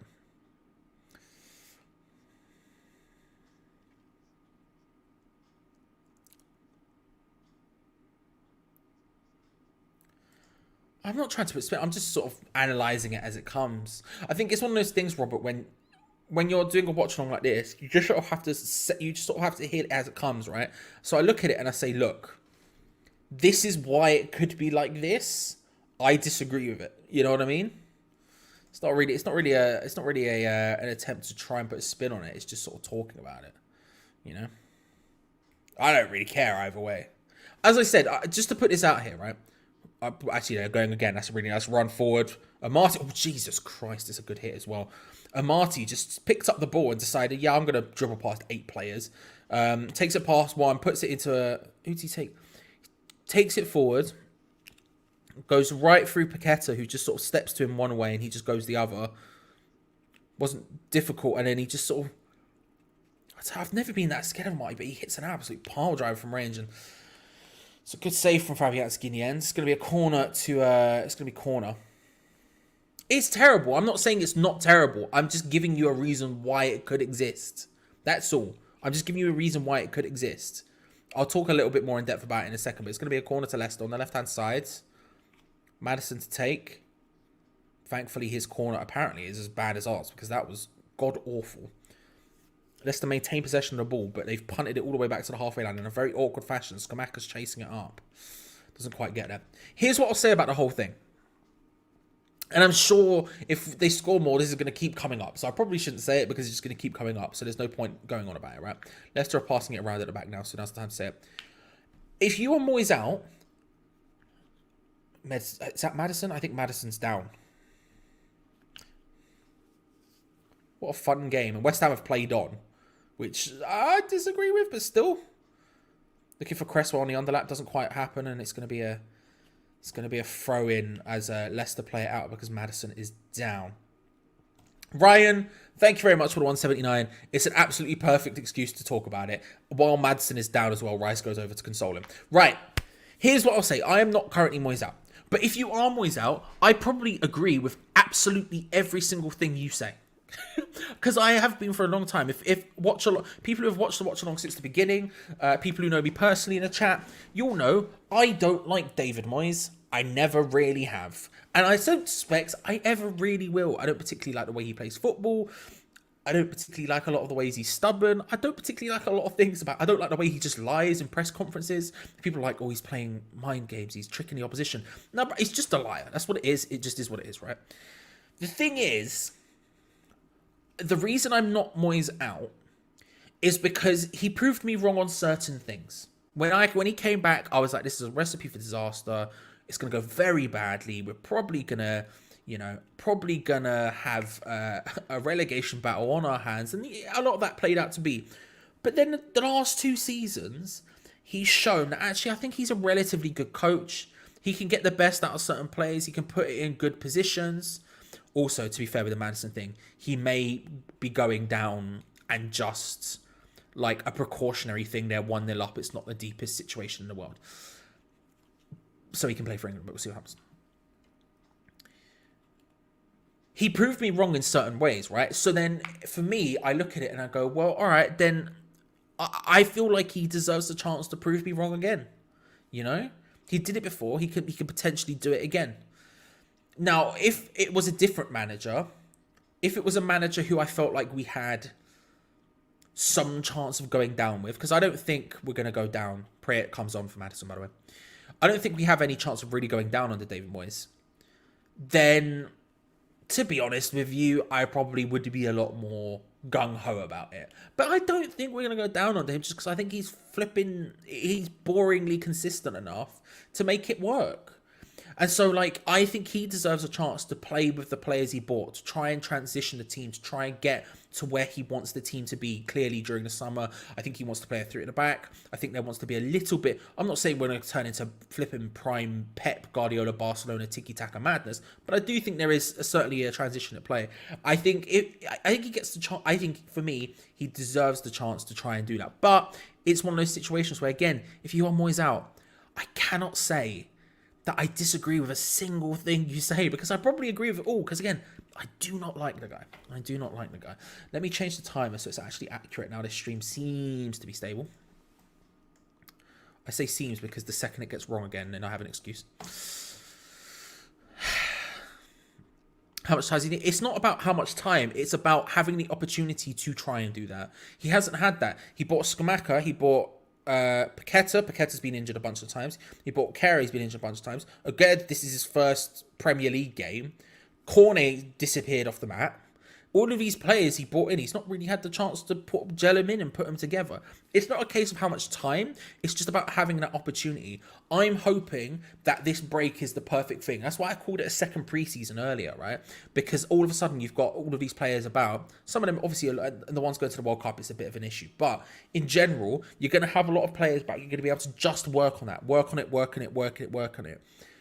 If it's not working, once it comes back, if we're still seeing the same problems, then yeah, then there's a difference. But again, because I'm pretty confident that we won't go down, it makes me a little bit more calm to sort of react like that. Because again, I just don't think we'll go down on David Moyes. I just don't think that's the sort of thing. As I said, the second the stream goes wrong, I have an excuse. So just so you're aware. It is what it is. Steve, good to see you, my friend. I think that's a fair reason for him not to go yet. The question we need to ask ourselves is who would we get if he goes down? If he goes... Steve, absolute legend, by the way. Yeah, I think it's a fair point. I never like to, when I'm doing shows, for example, when we're doing two spanners on the it skipped back, just in case you were wondering what's going on with my stream, to 18 minutes. So that's fun. We'll just have to hope it fixes itself. I never like to be like, I never like to be like, someone says they don't like Cresswell. I never like to be like, right, who are you going to buy then? Because it's a difficult situation to be in. But I do think with the manager, there does need to be some sort of, there's the Ben Rama chance. Oh, good save, to be fair. I've only just seen the last replay, but that's a really good save, to be fair, after the Ben Rama chance. A really good save. Ben Rama in the area, turns, tries to hit it, and reaction-wise, that's a really good save from Danny Ward. I do think there needs to be an understanding of that. Like, look, I don't mind being... If you are, that's totally fair. I think that's totally understandable. Moyes out, like I say, I probably agree with most of the things you say. Do you want Scott Parker? Do you want Sean Dyche? Because that's the other option, you know?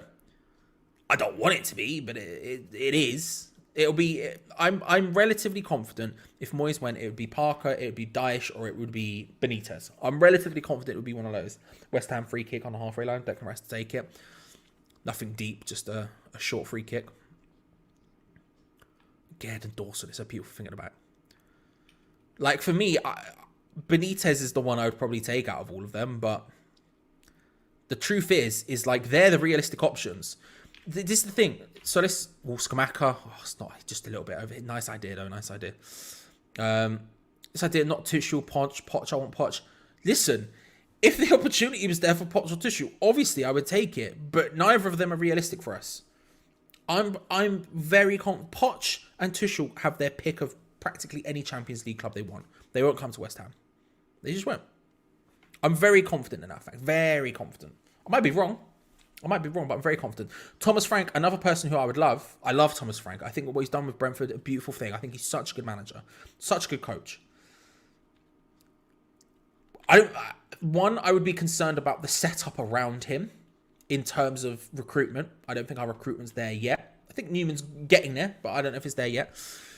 Secondly, I would say there's no reason for him to leave Brentford. To be honest with you, there's no reason for him to leave Brentford. Scamacca out to Bowen. He's got Paqueta on the underlap. He's got... Oh, he picked the wrong option. Paqueta hits it straight into the hands. Annoying. I felt like that was the wrong option there. He was playing it forward and Paqueta was there. Scamacca was inside the area. Bowen had the ball and I felt like he could have just... It took a bit too long and then he had to pick Paqueta because everyone else had been crowded out and then Paqueta just did what he had to do. I don't know. Good defending from Declan Rice. A little bit lackadaisical in the passing, but we get away with it. And Declan Rice can stride away with the ball now. Coming forward up the pitch. Up the left-hand side. Declan Rice, he's charging. He's got Said Benrahma on the left. He picks him out. Scamacca's in the centre. Bowen's in there. It's a nice run. I tell you what, Bowen did really well there. It's a corner to West Ham. It might be a throw. I'm not sure which one it is. But it was a really good idea. Picks it up on the far side, Paqueta. Sorry, Benrahma. Oh, Benrahma, by the way. The flick over the top in the build-up to the Paqueta chance, which we were just seeing again. Yeah, Bowen just takes a little bit maybe too long, in my opinion, and then Paqueta doesn't really get a chance at the end. Benrahma does really well there, by the way, in the other situation, and in that one as well. Kara whips it in. Oh, that's a nice ball into Scamacca. Can't quite get his head onto it. Paqueta, leaning back over. He had to hit it quickly as it came to him. There was maybe enough time to take a touch. Kara puts in a really nice ball for Scamacca. It's just a little bit over him. And again, it's one of those ones where he's always leaning back, half volley, very similar to the Declan Rice one earlier. I think there was enough time to just take a touch before hitting that. But he snaps at it. That's a player who's out of confidence.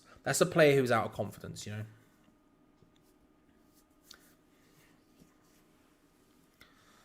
A player who's in confidence maybe takes a touch and then pings it. Player who's out of confidence takes a swing at it and it happens. I was going to say in the build-up to the chance that just happened before that, it was a really nice run from Jared Bowen. Not the one where he takes too long and passes it and Paqueta shot ends up in the hands of the goalkeeper. The one after that, where the ball gets played across from Benrahma, who's wide on the left-hand side, and Scamacca doesn't quite make the movement I want him to make, whereas Bowen, instantly, when Benrahma gets the ball and sort of cuts inside and sort of looks up, Bowen raises his hand and starts making a nice run around their back. And he looked for him, it just didn't quite work out. It's a nice idea. We're getting chances to be dangerously optimistic. We've had a couple of shots recently. We've got a couple of decent chances in the last little while. I feel like these keep coming and there might be a goal in the offing, but we need a little bit more. We need a bit more incisiveness in and around the box. We need a bit more... We just need that little bit more. We're not quite there yet. Scamacca, nice header down to Jared Bowen. He's got Benrahma on the far side. Jared Bowen doing his classic sprint full pace sideways. You love to see it. He finds Benrahma eventually. Benrahma into the path of Bowen, who's approached. He's got Cresswell out wide. He tries to cross it in. It deflects, but it ends up at the feet of Cresswell anyway on the left-hand side. Digs it across. Paqueta with a header. Just wide. Look at us doing the football thing. We're getting there. This is a really nice spell from us. All of a sudden, we've got a little bit more to us. We're finding opportunities. We're creating opportunities. It was a nice ball from Cresswell, and Paqueta got to just head onto it. Would have been it's difficult position, to be fair, from him. Difficult position, but he's made it work. Goes wide, though. So, has he made it work? Actually, no. The answer is probably no. There we go. Bowen, another good opportunity. Is that deflected? It looks deflected. Yeah, it's going to be a corner. We'll take that. Okay, look, we're pushing it now. We're pressing it. This is what I'm saying. Leicester defensively aren't actually that good. I know there's been a lot of talk about, oh my God, he's turned it around, that Leicester is doing this, that, and the other. I mean, the underlying stats maybe suggest a little bit of us. But defensively, they just aren't that good. The problem is we're not scoring enough to really make that count for anything, right? But this is a really good opportunity. Corner. Dawson is talking to Rice. Aged is also there. Souček wide. We went short. Paqueta puts it in. Oof. Don't know who it was. Someone tried to header it there. Look, maybe like Aged. He's gone down holding his face. Is it Aged? I think it's Aged. Yeah, it is. He's looking like I think he's okay. He's holding his face. I don't know. I think he'll be okay. Doesn't seem to be too much concern about it. I think he may have got pied in the face by someone. Oh, it's Scamacca. The ball came in behind Scamacca and he turns around and without knowing Aged's face was there, studs in the face of Aged. Jesus Christ.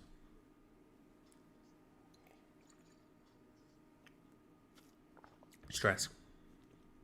We've last 10 minutes sort of creating something. Last 5-10 looking okay, creating lots of opportunities. Just that final pass, that final bit to make it happen. Not quite there yet, but certainly something. Something like that's a good ball, and it got pulled back for some reason. But that was a really nice ball. The referee, I assume, just wasn't ready. I don't know. But we're getting there. We just need to have that.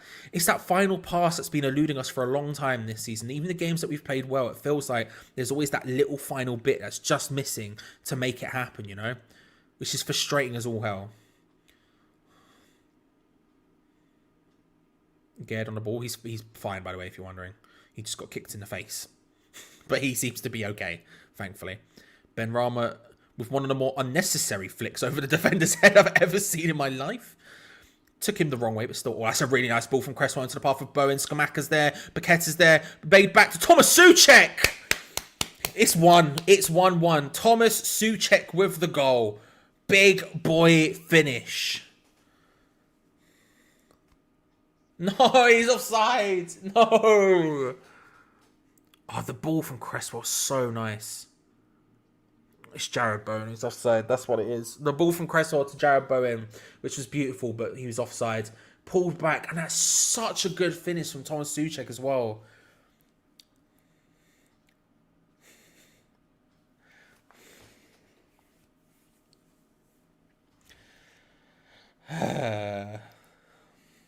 Annoying. I mean, look, Thomas Souček scored a banger, but the record books, the streets shall forget. You know what I mean? Does well to tackle there, though, Souček. God, so annoying. It was a really nice finish. He just runs onto it. The pull back from Bowen into the path of Souček. He just runs onto it, edge of the area, just slams it into the bottom corner. It's such a nice finish, but it doesn't work out. But we're making it happen now. We're making it happen. 6 attempts to Leicester's 4, 2 on target for us, 3 on target for Leicester. But we've been making it happen. Benrahma, really nice pass out to Cresswell. Finds Rice on the overlap, who tries to take it round the player in a bit awkwardly, but it works out. Cresswell taken down. That's a free kick almost on the touchline. Almost in the corner quadrant, not quite there, left-hand side. Benrahma's having a good game again. We're making stuff happen here. We need to make it count. We really need to make it count. He's looking great. He's been really good. We need to make it count, because if we don't, it counts for nothing. So what I've said there is the word count about 8 times in one sentence. And I've just circular logic to myself. So that was great. I'm glad we all agree that I'm an idiot. Again, it's always that final pass that's just lacking. And the one time it does exist, we're offside. But it's that final pass, that final little bit that's lacking. And if we can find that, then we would have so many more goals this season. It's whipped in from Cresswell. Oh, flipping heck. That almost went in. Jesus Christ. I assumed that was just going well over. It was a bad... the ball in wasn't great, if I'm being honest. But Paqueta just sort of on the edge of the area, just sort of gets his head onto it, and it loops up in an awkward way, and Danny Ward collects it. But for a second there, that was absolutely terrifying. I mean, terrifying from a Leicester point. I was like, oh, that's nothing. Like, he hits it. I thought I was just going well over, and flipping it. Ward does really well to stop that, to be fair. It's going in, postage stamp, top corner. That's a really good opportunity for Leicester. Patson Daka through. Craig Dawson says no, ladies and gentlemen. He sees Patson Daka and he says, you know what? No, my friend. No. This is what happens when you don't join West Ham. You get Craig Dawson, mate. You get Craig Dawson. Patson Daka still down on the floor, by the way. Still down on the floor. It's being checked by VAR, just to be aware. But West Ham continue to play. Paqueta out wide to Declan Rice. Cresswell on the overlap is there. He's got Ben Rama ahead of him, who's asking for it. Doesn't quite find him. Finds it back to Declan Rice instead. Looking for that big crossfield diag. Harvey Barnes gets his head onto it. It was a bad diag, to be fair. But Kera picks it back up.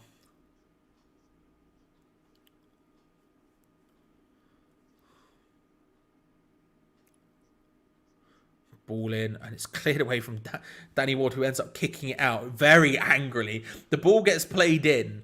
The ball gets played in the end.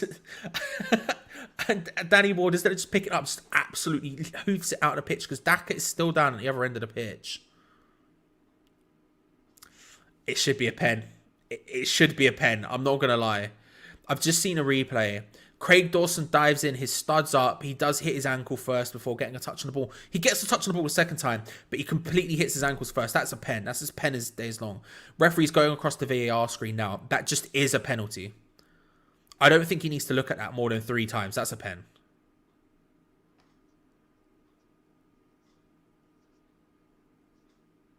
That's a penalty. He's looking at it more than 3 times. I don't know why. Yeah, he's confirmed it. Shake. Pen, yeah. It should have been. It just should have been. It just 1000% should have been. And in some ways, I'm happy we didn't score then, because that just would have been stress. That just would have been absolutely stress. Dawson could be in massive trouble, by the way. I don't know if it will be a red or a yellow. It will be one or the other. If it's a red, bad times. It might be a yellow because double jeopardy or whatever. He's giving away a pen, so it's just a yellow.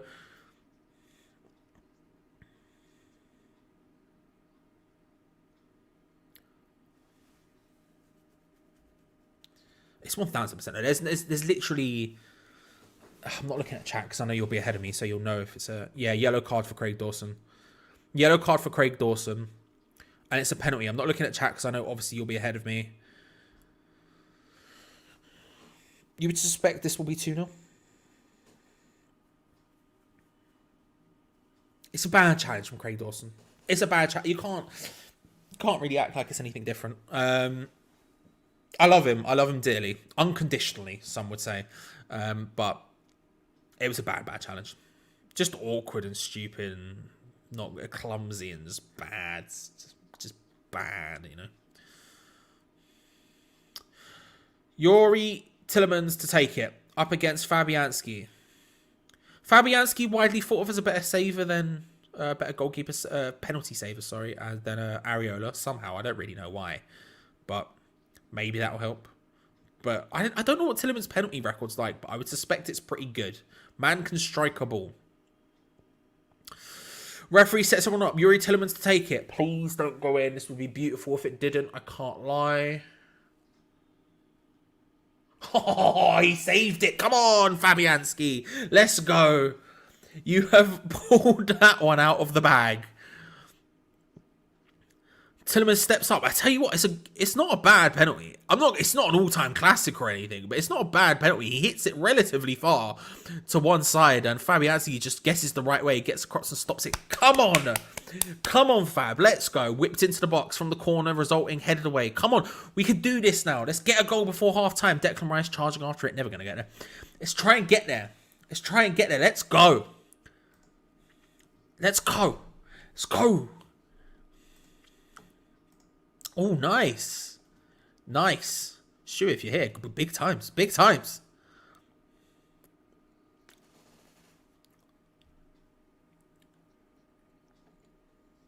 He does look very young. He always has, but he used to be young. Now he's like a normal age for a footballer. He still looks like a child. It is what it is.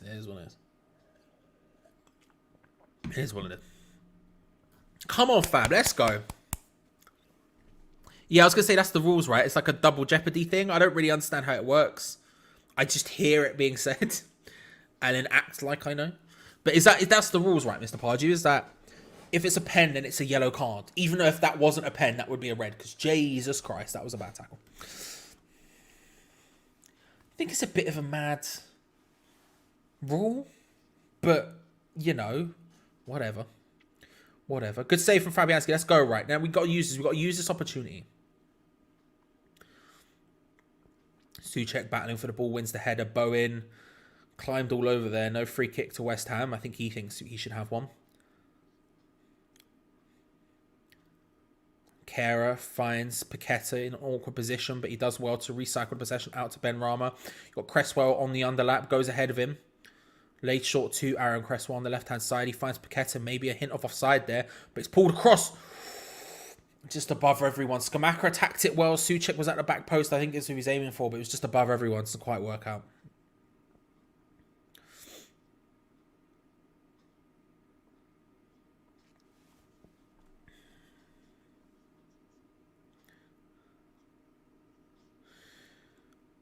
Yeah, Dawson. We're having a look at the pen again, the build up to it, and he just misses out. He goes to sort of shoulder charge Daka off and just completely misses it.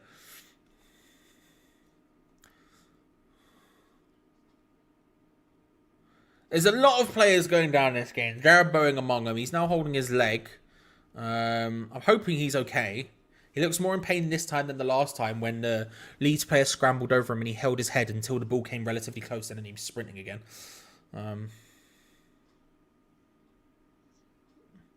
Yeah, very awkward from Patson Daka. Comes in and just sort of scissors his knee.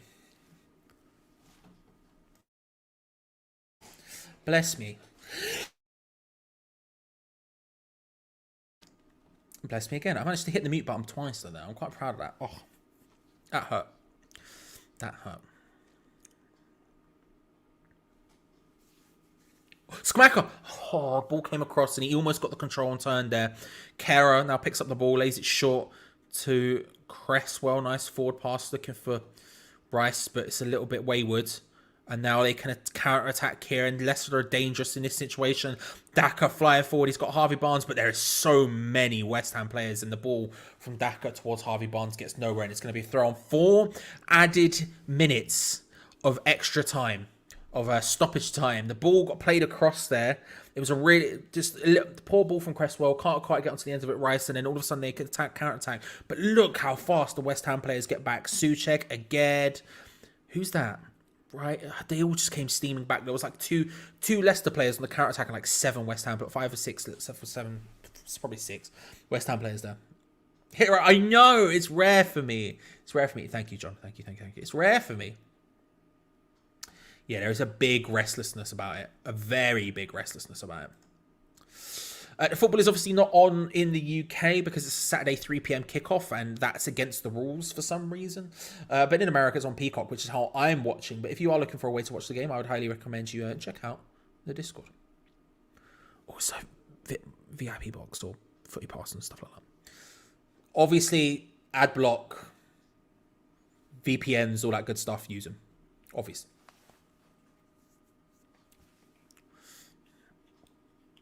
By the way, Mulch, I did see you in here.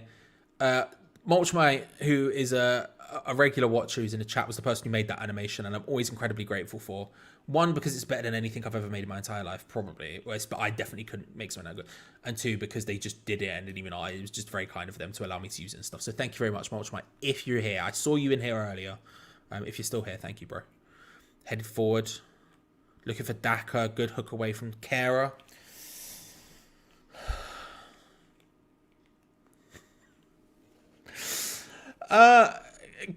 Carol Reynolds, he hasn't moved once. Who's that guy behind you? Stanley DeVito Carroll.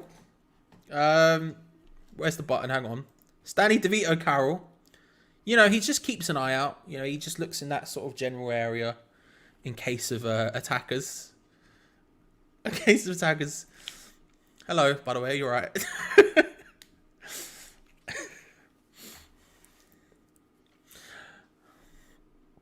My advice, drink heavily. Listen, I would if I could. I've got water and I'm just going to have to deal with it. Oh, Mulch, yes. Yes, Mulch. I strongly agree, to be fair. I strongly agree. Oh, Benrahma misses out. Thankfully, we come back at the ball again. It goes again. Benrahma's really playing well today. Tries to slot it forward. Can't quite make it work. Leicester and Declan Rice comes away with the ball. Benrahma's looked really good. Everything positive's come down that left-hand side today. Everything positive.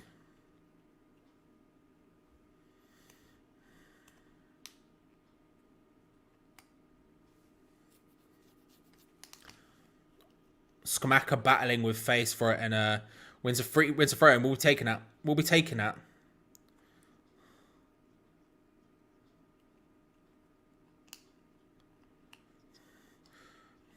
A minute left. Well, less than a minute left of the half.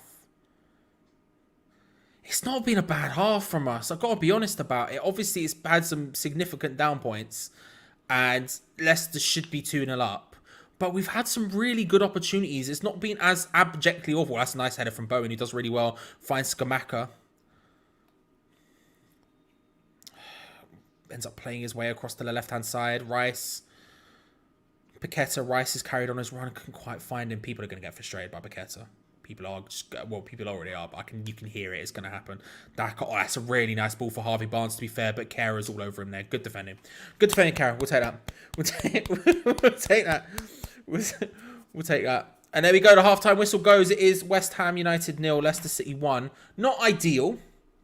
Not ideal by any stretch of the imagination, but if we're being honest about it, not been as abjectly awful as maybe we'd expect to some extent. You know? Not being as abjectly awful as some would expect. I mean, obviously not great. You're 1-0 down, should be 2. You had a penalty which was saved. So clearly it's not been great. But when you look at it and you say, actually, we've created a fair few chances in that half. A fair few chances. There was a 15-minute period there where we were constantly creating. Now, again, towards the end of the half, that dissipated once more. Leicester were hitting us on the break. It became a scary, dangerous thing. But before that bit, there was certainly something going on. And I don't want to say fills me with confidence, but I'm certainly dangerously close to having a bit of confidence about me, and that's a worrying thing a little bit. But at the same time, we are still 1-0 down to Leicester at home. We had very little possession. In fact, let's have a look, because I don't think Gonzo's coming, so I think it's just me and you at halftime. So let's see what the possession stats were, because I would be interested to see how they ended, because obviously it was very bad at one point. It got a lot better as the half went on. 47% at the end. I mean, still not good enough. 47.3 to 52.7. Still not exactly glowing from us at home, but better. And we did have significantly more shots. We had 8, they had 5. In fact, I can pull all this up. Where's the button? Here we go. You can see here 8 shots to 5 for us. On target, we're still lacking, but again, possession a lot better. Past 6 who's but unsurprising. This very surprising. Kara 50 in that sort of awkward position is just, it's not great, is it? It's not great. But yeah, I can't act like I don't think there isn't anything to be happy about in this game. We've not been abject. I wouldn't say we've been great. I wouldn't say we've been brilliant, unreal. I wouldn't say we've been many good things. But there's certainly been opportunities for us to make it happen. And we've come sort of close. Looking at the replay of their goal, it's a really nice finish from James Maddison. The ball comes across to him very luckily. It's worked out from originally on the left-hand side, and Harvey Barnes through from the run from, I'm not sure who from. Does well up against Kara. It's played back to Dewsbury Hall, who pulls it across. Daka's shot is god-awful, but it just rolls all the way to the other side of the pitch where James Maddison rolls onto it and just absolutely slams it home. Absolutely slams it home. You have to say as well, I mean, again, looking at the Amati chance, just taking it past Paqueta and hitting it from range. Good save. I mean, everything good from us is coming down that left-hand side. Everything good from us is coming down that left-hand side. It's coming through Cresswell, Rice and Ben Rama, which is a shock, given how out of form our right-hand side is, looking at Kara, Sufal Johnson, Souček, Bowen. I mean, our right-hand side is basically, I don't think it's heard of form, let alone being in form this season. It's been awful, right? So it's not entirely shocking that everything good is coming through our left-hand side. But Ben Rama is looking good today. I think Cresswell's forward part, I think Cresswell's not been great, but I think Cresswell's not been as good as he has been, but he's still managed to produce some stuff. And I think, you know, Brest is obviously doing his thing. So I think it's positives, is what I'm saying. It's positives. But let's have a look at what you're saying, because I have run out of words. Yes, apparently he has a cold. This is what I've heard. This is what I've seen, is that he has a cold. Whether it's the virus or a virus, I don't know, but apparently he has a cold. Same, so it is what it is. Davey with the David Boy 2002 with the 179. Thank you very much. We'll still sub off Ben Rama. I mean, I can't. I don't know. We'll see. I wouldn't. All I'll say is yes, probably at some point. But they're going to catch us on a break again. I reckon we're not solid at the back. We're not. We are a bit all over the place at the back. I can't lie. You're looking at it, you're saying their counter-attacks have been dangerous. You just look at the goal. Look at both goals. Both just flying forward down the wings, making it happen. And it would not surprise me, / it is going to happen again at some point. I just don't know when, but it definitely will. It 1000% will. Fab's kept us in the game. We need to pull one out for our goalkeeper. Yeah, he's done really well. That save from the penalty, obviously he guesses the right way, and it's not an unreal penalty. He's not right in the corner, but it's a good penalty. It's a solid penalty, and he gets in there and just stops it. Something obviously Ariana struggled to do in the previous game. So it's good stuff from him. Very good stuff. I'll be taking that. I'll be very happy with that. Looks like Moyes is forced to play a more attacking, need a manager who understands attacking football. I mean, we'll get onto the Moyes thing. I'm sure it'll happen. I think he wants to transition this team. I'm not going to say into an attacking... I'm not going to say into some wild attacking, flary team, but I do think there is something there. I don't think he's being forced into it, but I do think, there's obviously a problem with the team and the way it's going forward. And,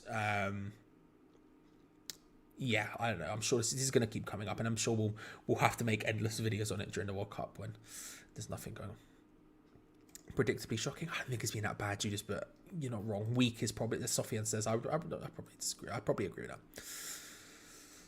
West Ham are as cold as the weather here in Idaho. It's very wintry, Adam. Very wintry today. It's the way it goes. Could be worse. Still seems hard to score in 45. It does. It's just impossible. Paqueta 50 million. Paqueta is playing at his best. The two opposite comments next to each other. Paqueta's having a... Can he sub himself off one? I could only have. You cannot be happy about a single thing until we win another game. I disagree, my friend. Disagree. Take it as it comes. I think Paqueta is one of those ones where it's not worked out for him today. I think he's got involved in a lot of good things, and I think in the build-up phase it's been okay. But when you're looking for that final pass or the shot at the end of it, it's just not worked out for him at all today. I think you have to keep the faith, but it's clearly someone who's not playing with confidence.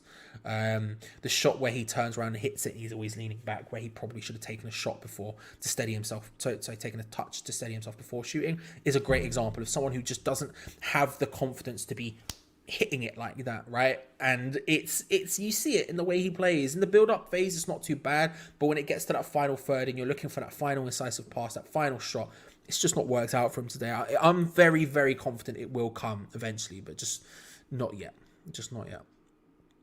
Kerr has routinely demonstrated that he is an awful, awful defender, weak and positionally inept. I would disagree, but I've never been convinced by him at right back, and I still continue to not be. I think his positioning at right back leaves a lot to be desired. I would disagree at centre back, but at right back it's a different story. In a back three, potentially, for example, today's the centre backs we have on today is such a good back three. Dawson in the centre, Gaird on the left, Kerr on the right. You bring on someone to play on the wing, no idea who. That really works out for us. Ron Burgundy, thank you very much, my friend, for the 179. I appreciate it. Ron, I'll say this to you. I think you gave a super chat a couple of days ago or yesterday or something. I don't know. I don't remember. But my phone had like a notification on it from the YouTube Studio app, which never comes up for me ever. So I was really confused, and I clicked on it, and I wasn't doing a show. I didn't even know we were doing a show. I was just playing games or something, or doing something else in my life. And it just said Ron Burgundy has super chatted you, whatever the money was. I was so confused for a second what happened. So the fact you're here again, thank you very much, my friend. I hope you will. I think we need to stick to the same team for the first 10-15 minutes, really have a go. If things stay the same in the forearms, will be the first player for me. He has found the net the last couple of games. Yeah, he has. He still found his shooting boots. I think that's not a bad shot. I probably would stick with it as well. What substitutions would you make, ladies and gentlemen? I'll bring the subs bench up and put it underneath. We didn't have time for sub bingo this morning, or before the game. But Ariella Johnson, Kufal, Ogbonna, Agerd, obviously no longer a Ged. Emerson, Fornals, Lanzini, and Downs. A chronic lack of attacking players on that bench. But if you were to make any subs, if you felt like substitutions are the time to do, have a look. But I agree with you, Steve. I would stick with the team for the first 10. Because they've been doing okay. Like I say, they've been finding those opportunities. We've had more shots than them. We've grown into the game. Again, towards the end, it sort of dissipated again. But we were growing into the game. We were making stuff happen. I think you stick with it. I think you just keep plucking at it for a bit and see what happens. And then make a sub. If I was to make a sub, I would be tempted. I know people aren't going to like it. I would be tempted to go 3 at the back. I would. I'd be tempted to go for that back 3. And then Cresswell on the left. I don't know. We don't really have a right wing back, but maybe Johnson right wing back or so. I don't know. That's the bigger problem. Or maybe you put Kara at right wing back and you put Cresswell at left centre back and you put Fornals at left wing back. I don't know. Or Emerson at left wing back. I don't know. There's options, but I'm not sure which.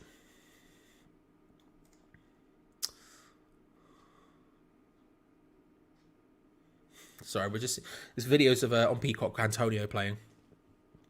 Be useful if he was on the bench today, but no. Yeah, I don't really know what's going on with that Bertie. I don't know. All I know is that he's injured constantly, and we've not seen him again. Another thing I was talking about earlier. Souček and Kara off for Fornals and Johnson on. Honestly, I would certainly back the Kara one. I don't think he's having a good game at all. Souček, I'm 50-50 on, but I don't think that would be a bad sub, Daniel. Not going to lie. Get a bit more.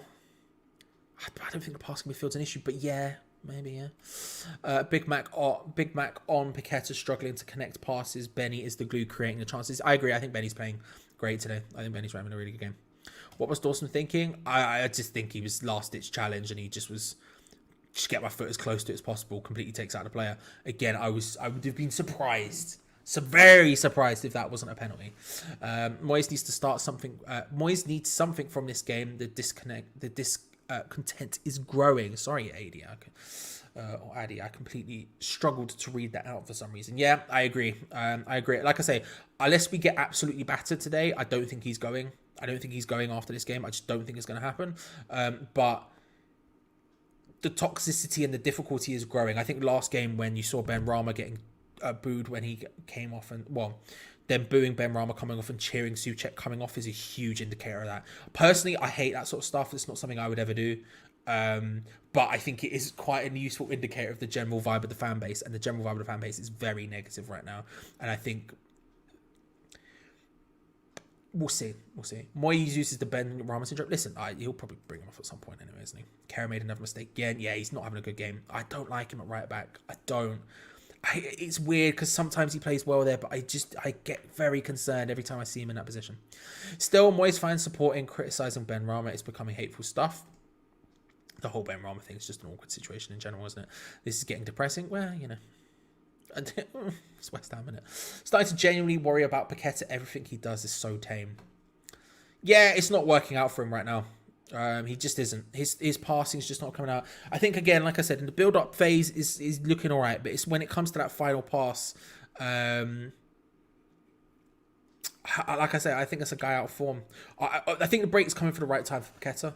I want to see him go away and then Moyes and then sort of come back where we're hopefully playing a little bit differently, a little bit of a different tactic, a little bit of a different formation that maybe suits him a little bit better, and then time away will do him well so he's not out of form. Because right now, like I say, today it screams a player who isn't vibing right now, who just isn't confident.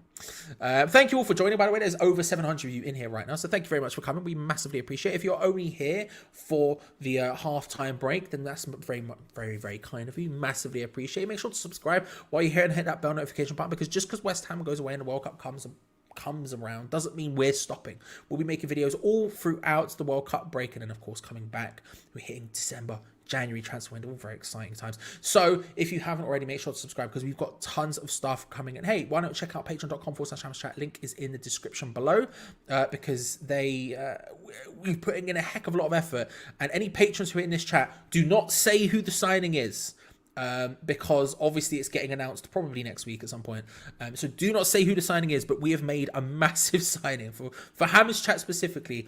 Arguably the biggest thing we've ever done is going on a Patreon starting hopefully next week or the week after. I think it is. I don't remember when Jay told me, but a massive thing. So check out patreon.com/hammerschat, link in the description below. And while you're all down there, like the video. We're at 250. We are very, very close to that 300 goal. 250, 50 more, and we'll be there. The teams are coming back out. Let's have a little scroll. Just as they come out, Fabianski coming out. They're doing their little warm-ups. Trying to just have a quick scan to see if any of the if there's been any subs. I don't think so. I don't see any off the bat. We'll see.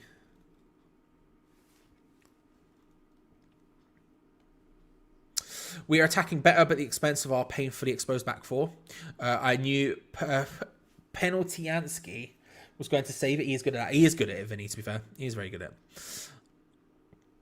He's dreaming of it. You're probably not wrong. You're probably not wrong. And there we go. It's gonna be kick off in just a moment. It is West Ham to take it at the London Stadium. Paqueta is the one who's going to take it. 1-0 to Leicester. Big change. There we go. Underway. Come on, you guys. Let's make this happen. A positive 15-minute period happened at one point. Let's get that going again. Let's start brightly. Let's get a goal in this second half, and then we can move from there in a vibey fashion. But let's push it. Thank you very much, Football Murray, and very kind of you. Very kind of you. Unreal. Imagine. I would have been hyped if that happened. Oh, hit from Ben Rama. Danny Ward makes a save.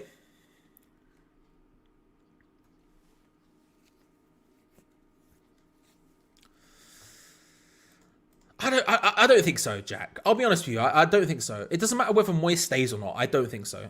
I don't think we'd go down under Moyes, which is probably why I'm so willing to give him time. I said this earlier, but I think that's why I'm so willing to give David Moyes time, because I'm very confident we won't go down under him. If it was a manager I was less confident about getting relegated under, then I'd probably be a lot more panicky about the situation. But personally, I don't think it. Yeah, it's just not quite happening. It's close, but it's just not quite happening. Again, I just think it's a lack of confidence, personally. Good to see you, by the way, Jack. And if you lot don't follow the Happy Hour podcast on all podcast platforms, then I don't know what you're doing. Okay? Obviously, Jack's there, West Ham fan. Good guy. Stevie, Robbie. Come on, guys. What are we doing here? Anyway, West Ham boot the ball up the pitch. Big hoof from Cresswell. Oh, Swagger. It's a nice turn. Doesn't quite work out, but Ben Rama picks up the ball. Takes it fast to Marty. Pass wasn't there, but Souček with a nice follow-up. Lays it short to Bowen, who sprints backwards because, Jared Bowen, it's the way he does it. Cross to Aaron Cresswell on the left-hand side.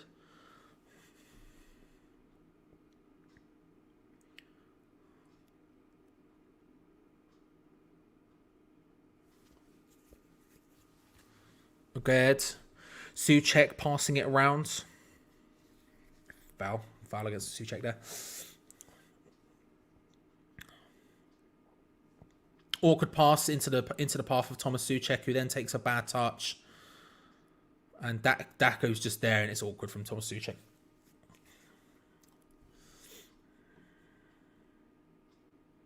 Let's think positive. Yeah, let's think positive. It's vibes. Until it goes wrong inevitably. It's like vibes. Oh, that's a good ball over the top. Okay, it's so quick, isn't he? So quick. It was a nice ball over the top, looking for Prayer, who came on for Maddison in that first half. Just a ball over the top. It was a nice run. Just cuts it off nicely. We'll take that. What's the most informative Netflix series you've watched? That is a question, Jay.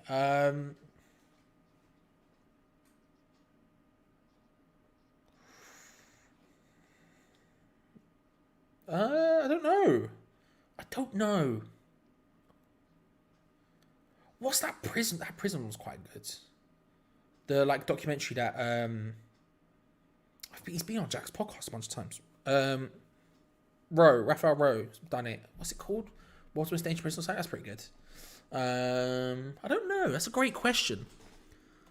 I'm so bad at keeping up with things.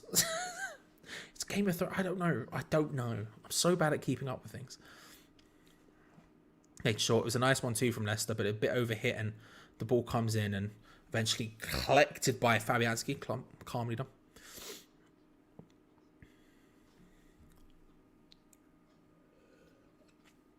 Quick throw from Fabianski. It's a banger. It's a banging show. It's a banger. Lady Marmalade's the theme song. That's a bad joke. I shouldn't have made that one. I'm sorry about that, everyone.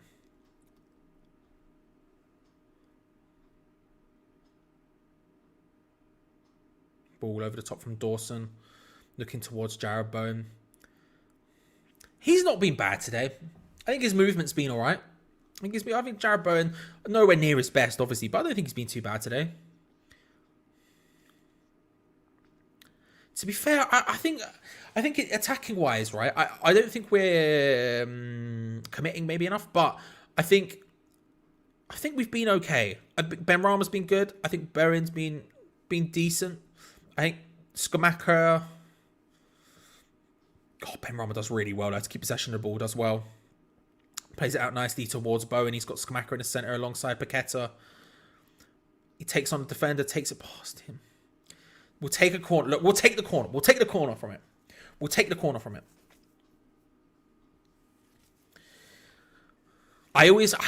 Skamaka, not enough from me, but he's something there. And then Paqueta, like I say, not enough for me. Something there, but just not enough for me. And that final pass and shooting's just not been present at all. But it's going to be a corner, right-hand side. Bowen takes it short. Audible reaction from the crowd to that short corner, and the ball played in after it was awful, and it's I don't get why we do it. It's so stupid to me. I can't get my head around it. Why we take short corners in the first place when we've got like the biggest team in the world, I don't understand. But why we take short corners, how we're hitting the first man, why are we aiming for the front post when we've got loads of giant men? Just put it in the mixer, you know what I mean? Rice out. Oh, that's nicely done into the path of Bowen. Oh, it's good. It's good from West Ham. I think that was Ben Rama with the through ball again. Declan Rice does well. Takes it past 2. Flicks it over the top to who is that who plays it in? I'm not sure who that is. Is it Gerd? Ben Rama is someone who plays it in. It's really nicely done, and then Bowen hits it in a save. Going to be a corner again. That's better. Oh. Better, it was towards Skamaka who heads over, but better, just get it into the area, get it towards the 6-yard box, get it towards the big men, just have them attack the ball. I don't get why we try to overthink these corners. When we weren't overthinking it, when we were just lobbing it in there, we were doing really well. We were scoring corners for fun. We were unstoppable from corners. And the second we started trying to overthink it with short corners and aiming at the near post and all this other sort of nonsense, bro, it stopped happening. I like tactics, I like formations, I like stuff moving, I like all of that nonsense, right? But sometimes you don't need to overthink it. Sometimes you have a giant group of blokes like Skamaka, like Souček, like Dawson, like again, like all these big burly geezers, and you just lob it at them. You know, I don't think there needs to be anything more complex than that, you know, from a corner for West Ham. Just get it in there, you know? Had a bacon sandwich at halftime, feeling refreshed. Ben, how dare you? How dare you come into here with bacon sandwich chat? Do you know how hungry I am? Very jealous. Very jealous. I just drank more water despite already needing to go pee. It was a bad idea.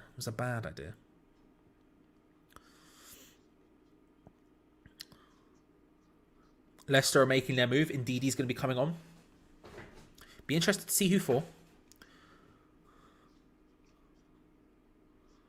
Nice control by Declan Rice. Lays it short. Paqueta's there. Skips past one. The pass to Skamaka was a nice idea. Deflects off and it doesn't quite work out. Again, they're just a little bit further there. To be honest with you, Paqueta's too far forward.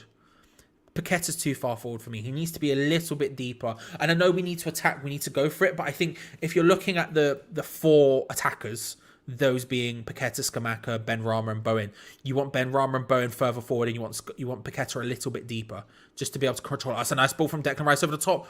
Bowen making a nice run again. Have them playing on the last man and have Paqueta a little bit deeper. Let's control that midfield. They're bringing on Ndidi now to maybe get a little bit more in their centre as well. So let's bring Paqueta back a little bit. Control that midfield more where he wants to be anyway, which is deeper. He's better there. He's an 8. He's a great 8. You know, why are we playing him as like a second striker type thing? And make it work from there. Irons Edits, thank you very much for the 179 for the full-time fan. Massively appreciated. Moyes in or out? For me, it's still in, but I fully agree with everyone who says out, to be fair. I understand what they're saying and agree with most things they're saying, but for me, in. Bell deployment time, I did also see, let me help me have a ball call. If there's enough calls for bells in a row, you know what it is. If 3 separate people say for the bells, then we go for then we do the poll. Then we do the poll.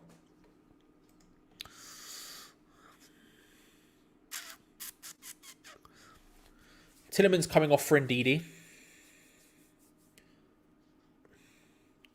Just a little bit more defensive midfield then from Leicester.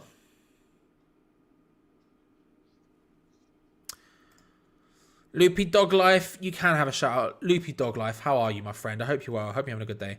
Let the bell ring. Bell up, dude. All right, well, the poll's getting put in. There's been enough calls. Start a poll. Bell. Yes, no. It's in the chat right now, ladies and gentlemen. Let me know. I will give it until... I'll give it until 56:30-ish. 56:30. Give it 90 seconds to get your opinions heard on whether or not we should bell yes or no. If it says yes, it's going to be very difficult for me to go out there and not go to the toilet still. Gerd lays it short. Cresswell hooks it forward. We're doing well here. This is better. Paqueta again. There's just a slight miss of communication between Paqueta, but he does really well to win it back. This is the thing about Paqueta. He's just so good. Oh, that's a really nice pass to Skamaka. Out wide to Ben Rama. He's got Souček in there. Turns. Looks to try and bend it in top corner. That was never happening, was it? That was never happening, was it? He's unfortunate that he didn't get his goal earlier on because Jared Bowen was offside, but that was never going in. I appreciate him giving it a whirl, but that was never happening. That was never happening. But again, Paqueta there, he just missed out, and then you see that ability, you see that everything that's great about him, just instantaneously turns around, picks up the ball from the defender, takes a nice pass forward. You know, it's just that stuff that's really good. He's really good at. Hope Madison is okay for the World Cup. Same. I don't know how much of the World Cup I'm actually going to watch, if I'm being honest. I'm not a super fan of what's going on with the World Cup and where it is and everything else. But from an England perspective, Jesus Christ, do I hope he's okay? I've also realised I've not been keeping up with putting the names in the dono thing. Thank you. I apologise. Give me 1 second.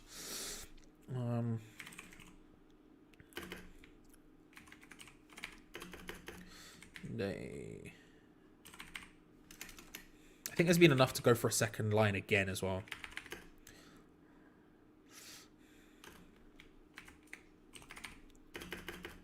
That's going to break.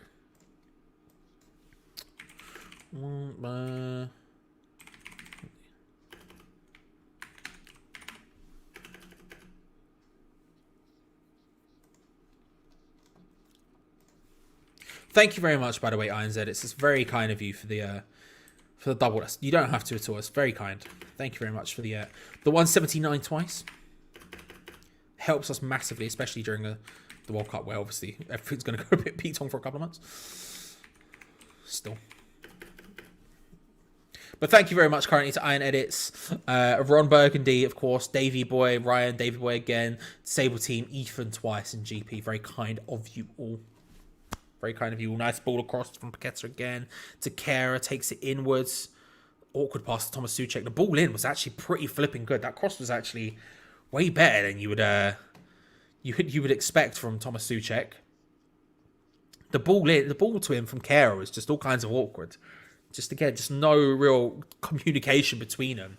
You feel it. Like, I mean, we're so used to seeing sort of West Ham players know each other and know to each other's strengths and stuff, and it's abundantly clear right now that that's not entirely the case with everyone, because that pass, it's been a couple of little instances of just miscommunication, misjudging and stuff, and that was awful. But Souček, when the cross in, was really good. The following corner from Cresswell. Oh! The Cresswell cross was really good. Declan Rice with the header. Let's have a look at that poll. Unsurprisingly, 75% say yes, 25% say no. I'm also going to use this opportunity very quickly to run to the toilet. But while I'm gone, Danny will entertain you, won't you, Danny? Won't you? One sec. I'll be back in 1 minute.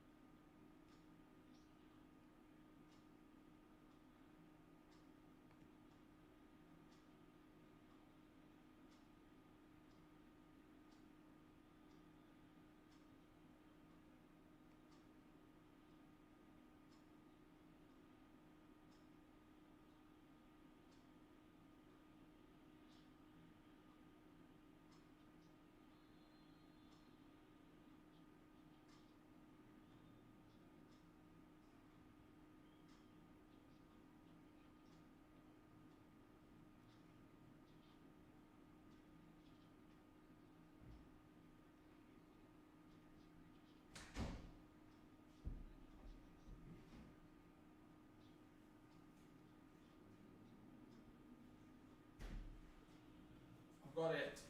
The bell is here, ladies and gentlemen. Come in, hang on. I'm very scared they were going to score, though. Very scared they were going to score, I'm not going to lie. I may or may not have gone to the toilet at the same time. But I do have the bell, ladies and gentlemen. Here it is. What a time to be alive. Sameta's down for Leicester. Hopefully he's okay. You don't want to see anyone injured as much as it benefits us. Let's get this. Just get to it. Let's get to it.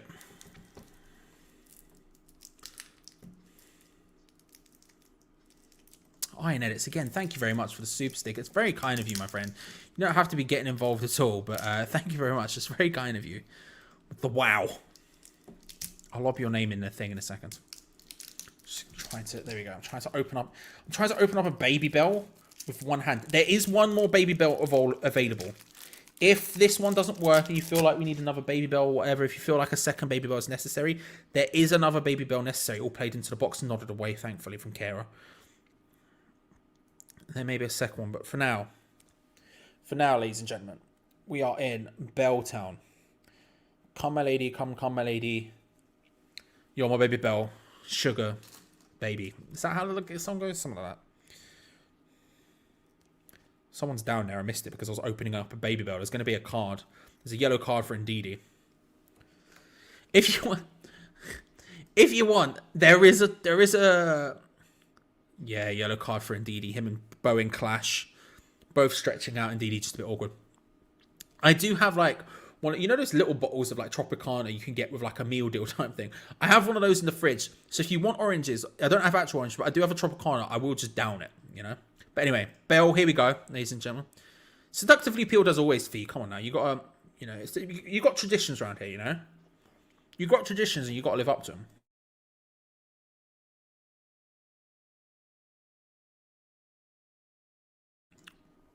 I didn't just lob it in either.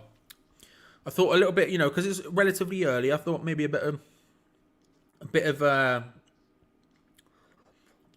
of slow release, you know.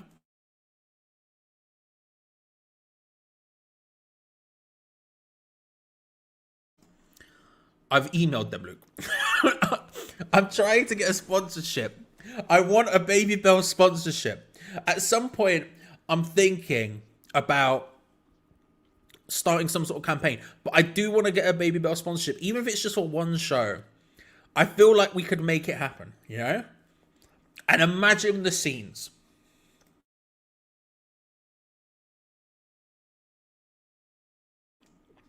Will it happen? Probably not, but I feel like we could make it work.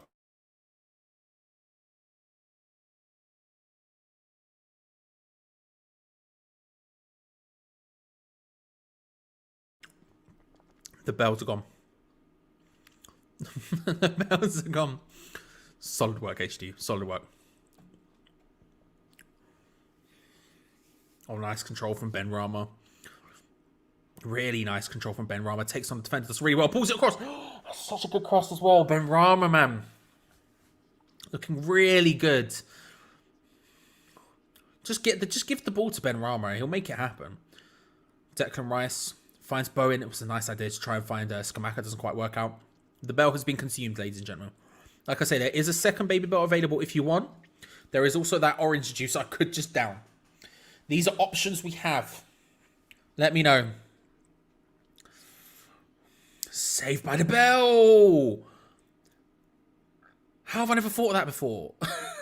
Or maybe I have, but I don't think I have.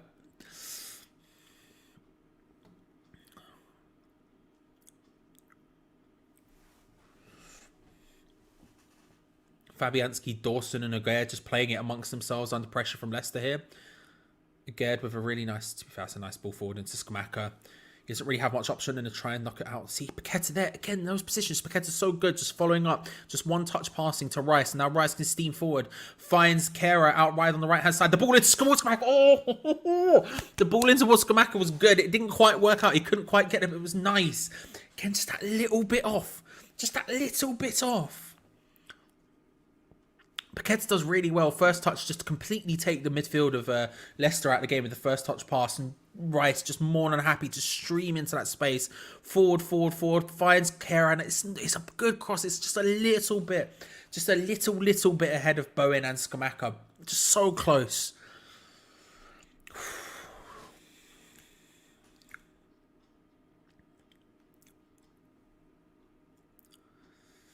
Leicester, I think the commentator just said Leicester are contemplating a double change. We, of course, if you're counting, are still the same as we have been. I don't necessarily think that's a bad thing, but I do think that in reality, you know, Jamie Vardy's coming on. Goddamn. You know, I feel like you step up to the team first. You step up to the plate first. You put them in awkward positions first, and then they react to you, as opposed to what we do, which is wait. Oh, they've scored. We should probably make a substitute now. You know, I can feel a sneeze coming, ladies and gentlemen. You know, it's building. It's building. Like, it keeps sort of going up and down. Passing it around at the back. Leicester under some pressure from West Ham. Paqueta and Bowen sort of just pushing. There you go. We win the ball back from it. Rice to Souček. Nicely out to Jared Bowen a bit awkwardly. Oh, it's a good ball forward for Kera. Tilo Kera with the ball in. Oh, Souček was there. It was just a bit over him, a bit behind Skamaka as well. Couldn't quite make it work. Come on. There's an opportunity here. You could feel it. We're getting so close. All it requires is that one last, just tiny pass. That little inch just back enough, just forward enough, whatever it is, and it can happen.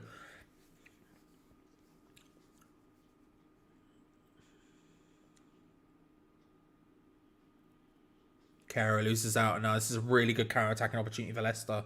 West Ham are getting back quickly, though, thankfully. Barnes coming forward. Yeah, they've taken way too long. We're fully back in position at this point. Good pressure. It's close. It's close. There's a lot of Bell and Orange talk. If there was enough from different people, I'd back a poll again, but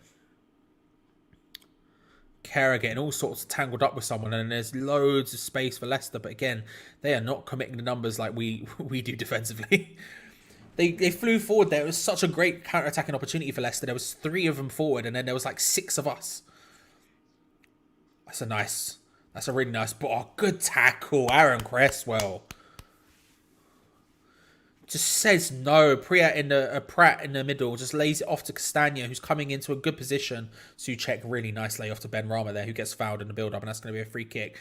Leicester getting very bitty with this. That was quite some annoyed situations there.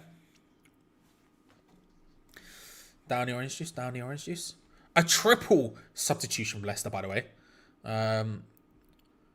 Perez coming on. Vardy coming on. Someone else.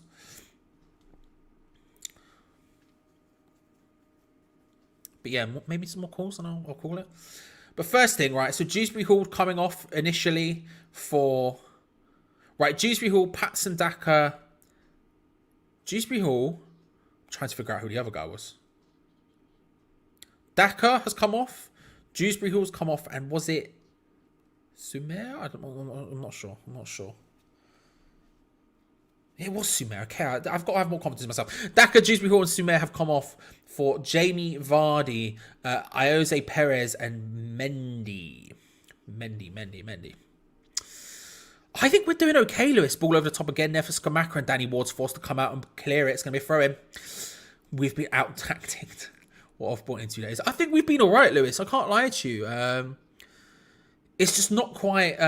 It's just not quite happening yet. But I think we're only like a little bit away from getting a goal back into this. Ben Robert does really well again. Finds Cresswell.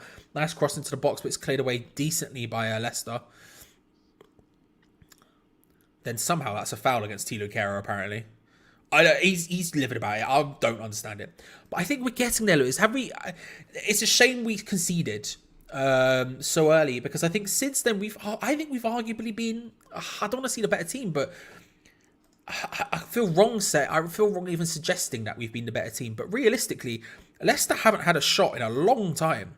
I think Leicester's last shot was in the 40th minute or something. We've had 13 shots. They've had 5. We've had more possession than them. It built at first, that first initial period where they scored and everything else. Not good in that period. But since then, I think we've grown into this game and have been arguably the better team. But we're just missing that last final bit, that front line, which is where more changes have been made, which makes more sense. We just haven't quite got it yet, and it's like that's all we need. All right. There's been enough calls for orange juice where I'll lob a poll in. I'll lob the poll in and we'll see what it says. Orange juice, yes or no? There's been enough calls to where I'm happy to put the poll in chat and let democracy do its thing. Let me know whether you think, for luck, we should be downing the orange juice or not. If you think yes, vote yes. If you think no, say no. And then by 90 minutes away, 90 seconds away, 72, we'll see what it says. Let democracy run its course. Is it too early to go again for something? Do you feel like we're gilding the lily? Like, what do we think? There's been enough, though, to say. I'll ask.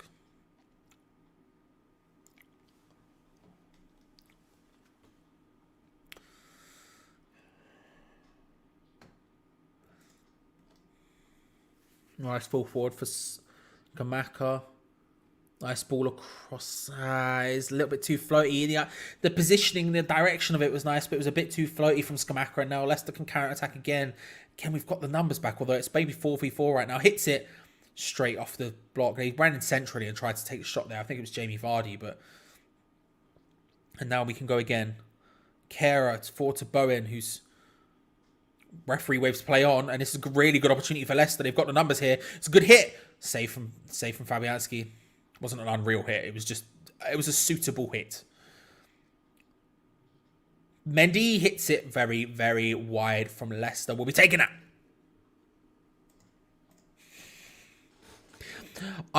So you're telling me, GP, if I rewind, they won't have clothes on? Is that what you're saying? Because I don't know. GP. Thank you very much, by the way. It's very kind of you, but I don't know. Slap him in the juice. I don't know how much the cardboard would appreciate that. Let's have a look. What's the chat? Okay, vote over. 72% said yes. All right, well, this is a goal kick. I'll run and grab it. 72% said yes. 28% said no, which is a pass. So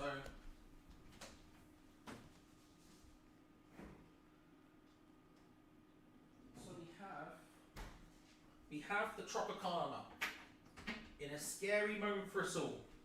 My doctor is not going to be happy, but we do have the Tropicana. How long my hair is, by the way. We do have the Tropicana.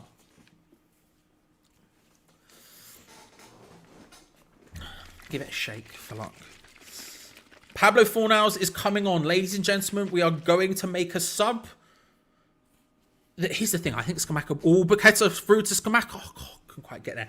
I think Skamaka maybe would have been substituted off if Antonio was on the bench, obviously. How many... Just looking at how much sugar is about to go straight into my body. And for the team... Put a gin in it first. I don't drink alcohol, otherwise now's probably the time to start, to be fair. For the team, It's just going down the gullet. It's going down the hatch. All right? But know that my doctor is not going to be happy about this at all. Oh, that's a good ball across the Kerr, gets his head onto it. Can't quite angle it, and it's goal kick.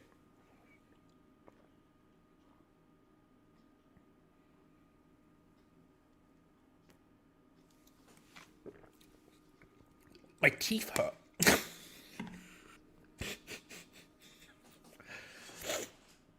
Oh, Thomas Suchek coming off with Pablo 4 hours. Probably a good sub, actually, to be fair.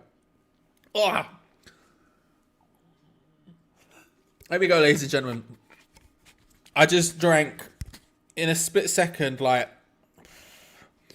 20% of my daily intake of sugar. Oh. Oh. I said it. I said I'd do it, and I did it. But yeah. Thank you. Yeah. No, I don't drink alcohol. No. Never have, never will. It got to, I'll tell you, this is what happened, right? I got to 21 and I hadn't drank alcohol. And I realized I probably shouldn't start. like I'm impossible to peer pressure in general. I'm just not someone who could be peer pressured. But yeah, in general, I got to 21 and I was like, it's probably, I have enough vices as it is. I probably don't need to pick that one up, you know? Declan Rice cuts inside, goes. It's a better shot than usual from range from him, to be fair. Wide, but he kept it low. Usually they're flipping skyrocketing. That one was low. We take a throw in quick and effectively. Fornals just runs across, grabs the ball, takes it, lays it short to Declan Rice, who just shifts his way inside onto his right foot, hits it from range again. No, not accurate, but better than usual. Fair, very fair, very fair. I think we're doing well, David. I can't lie to you. I think we're doing well. Nick, day by day, by the way, good to see you. Your comment skipped up, but I saw you and I was about to click on it and say hello. Hello, hope you're well. I think we're doing well. There he is, Mark Noble. You're right. Whoever said it, was it Ben? Ben, was it you said it? He's basically on the bench. He's there. Come on, Mark. Bring him on. Don't bring him on. It wouldn't be useful, but get him in. You know what I mean? I think we're doing well, David. I think we're doing well. It's a shame. I think the scoreline lies a little bit. 1-0 to them. I think we've been the better team. Like I said, I think in this second half, have they had a shot yet? I can't remember. I was downing orange juice at the time. Okay, they've had a couple of shots. They've had like 3 shots in the last. They had 3 shots on the 72nd minute, but before that they hadn't had a shot until the 41st. So they've sort of got a little bit back into it, a little bit. But even then, I think we've just been the better team in the second half. And for most of the game, I just think it's a shame that they got the goal early on, because without it, I don't know how much they would have. I don't know. They've flattered to deceive a little bit, Leicester.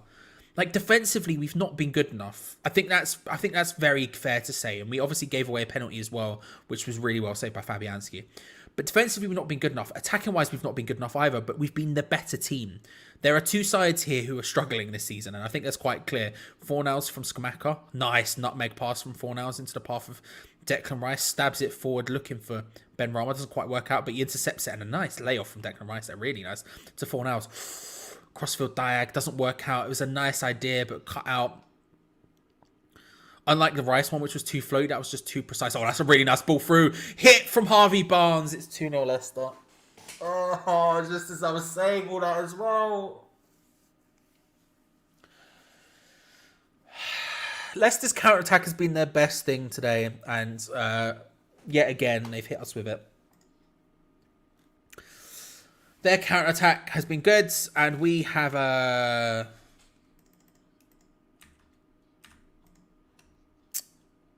Yeah.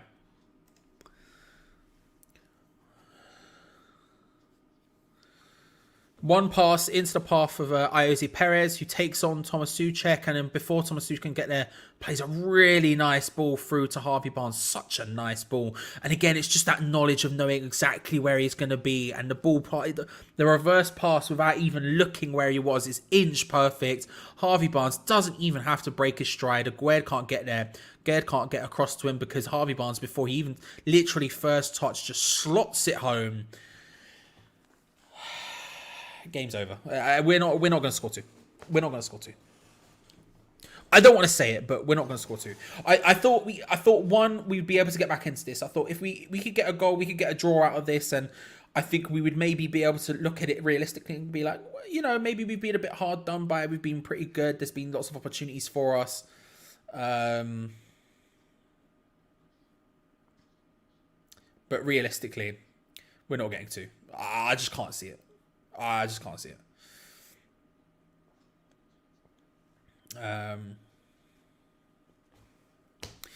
It is what it is. It is what it is. 11 minutes to go. It's Leicester 2, West Ham United 0. We are one like away from 300, by the way. So thank you very much. We'll probably hit the 300, that means. So I appreciate it. Thank you very much. Yeah, it's done now.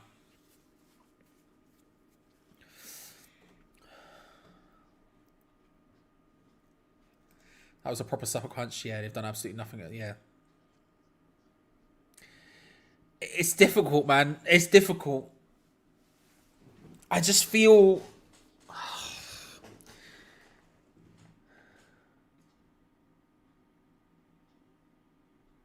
just see a West Ham fan taking off his shirt to try and G the boys. Because I know when I see a chest like that, I get hyped. Oh, okay, right. Well, it's 2-0. It's 2-0.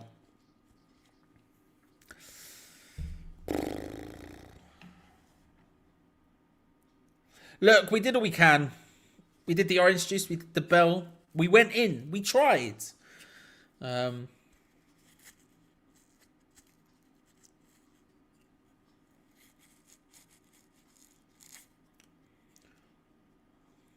bit rough there from Paqueta.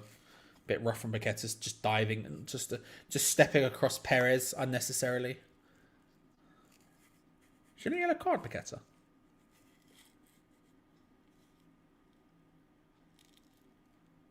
It's a shame because I felt like there was something from today. Honestly, I felt like there was something from today. You know, for the vast majority of the game, I think we've been better. Not been good enough, but I think we've been better than them. And usually that's all that matters. But defensively, we've not been good enough. And their counter-attacks have just absolutely smacked us about. And like I said, we're not going to score two. We'll see. We'll see what happens. I'm a bit concerned about the rest of this game now. As Vardy's just flying forward, just going. Plays it out wide to Ndidi, whips in a ball. It's not a bad cross from Wilfred Ndidi. But Fabianski comes and collects. I'm considering it, HDU. I can't lie. I'm considering it. You know?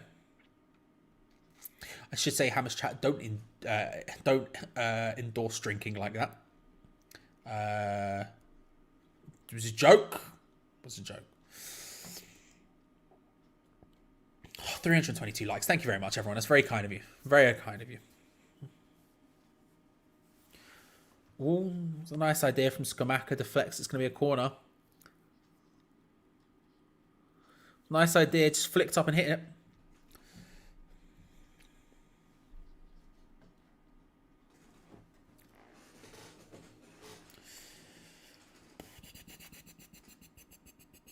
Cresswell to take the corner from the left-hand side. All of the big men in there, which means we'll inevitably hit the first man. Oh, no, we've put it into the mixer, ladies and gentlemen. Danny Ward punched it away, but ladies and gentlemen, an actual corner. Imagine that. Imagine the scenes. Straight out to Ben Rama, who's had a good game today. Lays it to Aaron Cresswell, who stays forward, puts it in. That's a bad one. Rice tries to head it back across. Ooh. Jarrod Bowen's gone down, holding his head again, and Danny Ward collects it and then just holds it.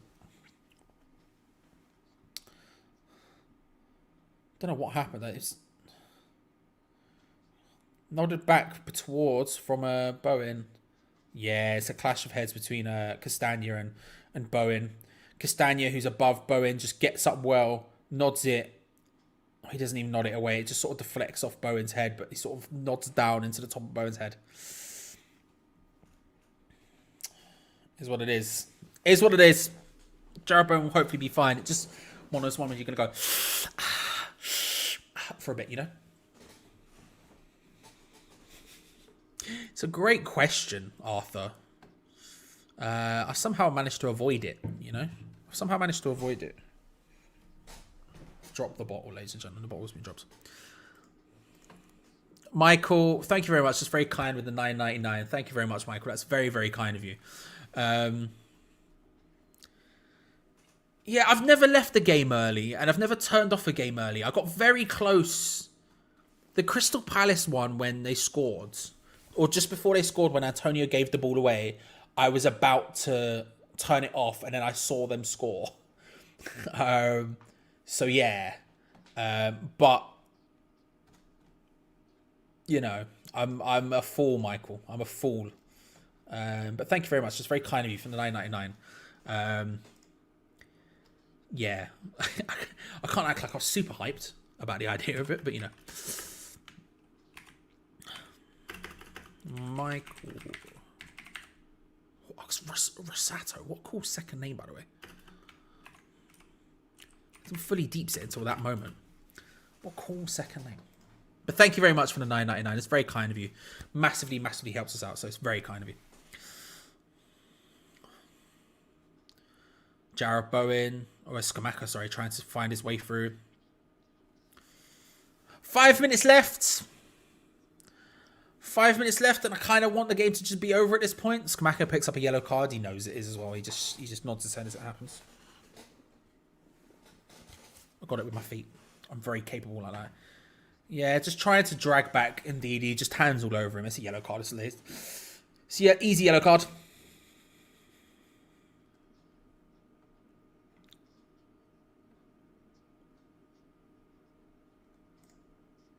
I don't know. Like I said, I'm very confident we're not going to get relegated. I really am.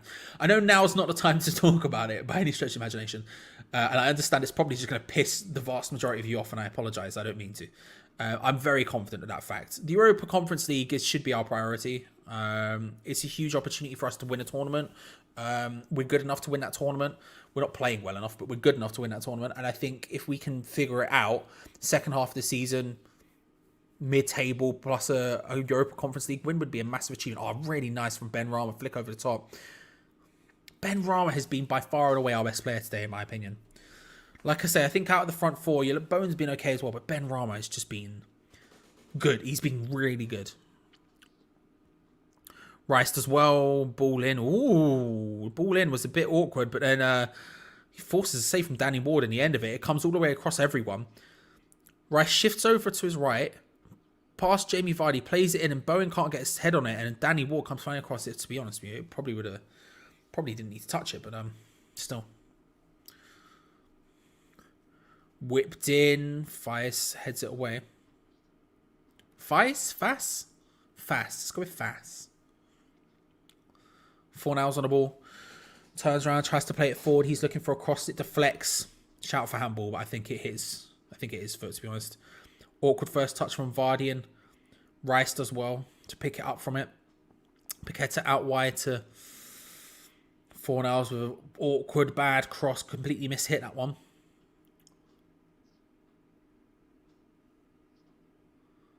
Skamaka does well. The thing with Skamaka is he has the defensive work rate for me. It's just the attacking side of it. It's just a little bit off for me. I think the defensive side of it is good. But it's just the other side of it. I don't know. Ben Rama on the ball, takes it into the area, hits it well wide. Very fair, Ben. Thank you. I hope you're well, bro. Hope you're well. Enjoy the World Cup. But yeah, I respect it and I'm jealous. Enjoy the next 5 minutes of your life that I have to endure.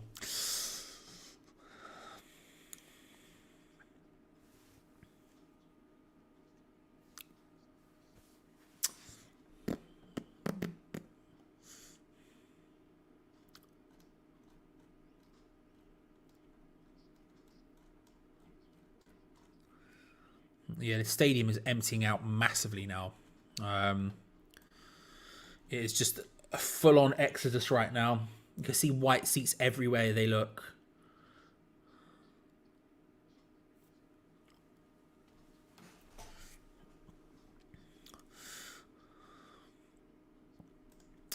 Yeah, it feels like there's just that little bit, like, defensive. Oh, this is a really good opportunity, and he's there now. We can't quite get that touch on it ahead of Marty, who does well. It was close. It was really close. That was a good example of him actually doing it. But I feel like there's that defensive work rate exists for him. He gets back well, especially when he loses the ball. He does really well a lot of times. Come back, nip it off. He does good. He has a decent tackle on him. He's nice to just get in there. He does a lot of that work rate. He's good at that side of it. But it's that attacking side. He just doesn't make. I mean, again, the thread I was talking about that Jack put out like a couple of days ago that I was talking about earlier. He speaks a lot about that sort of like the selfless runs that Antonio does compared to Scamacca and everything else that are really useful. But it's also that just movement in the box. It just doesn't happen enough. Like when we get into those wide positions, we don't see Scamacca making a move to try and like find it. He sort of stands in positions where the ball is likely to end up, but it's like you want to be the focal point of this, man. And if we are a team who play in from the wide a lot, across a lot, right? Play in from the wide. Good England, Charlie. If we are going to be a team who play in from the wings a lot and cross a lot, then you want to get your guy leading the line, pushing in there. He's a big guy, he can get by. He's not a great header, but it's just like that bit of it just missing from his game. And I think that's a bit of it of something we're missing up front, you know?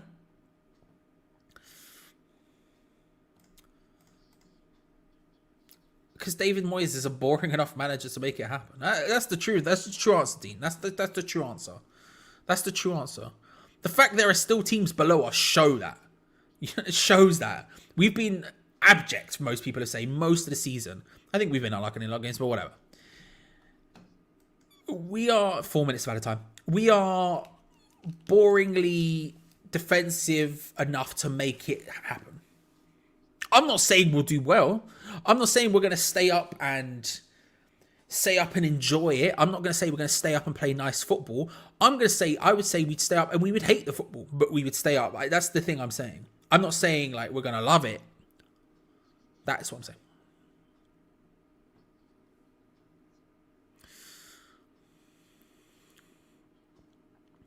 Leicester collect a wayward ball that Jarrod Bowen tried to press for.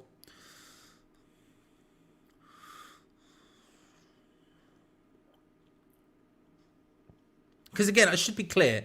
As much as I say I'm Moyes in, or I'm not Moyes out is a way I should say it. If you're Moyes out, everything you say about David Moyes, I probably agree with you. I probably do agree with you. I just have a slightly different conclusion at the end of it, but I probably do agree with you. I don't think we're gonna enjoy the rest. If he stays the entire time. I'm not fishing for. I'm just being honest, Nick. I'm just being 100% honest about where I'm at. Because again, if people have watched the watch-alongs for a long time, they will know, and I'll say this again, I said it earlier, but I'll say it now.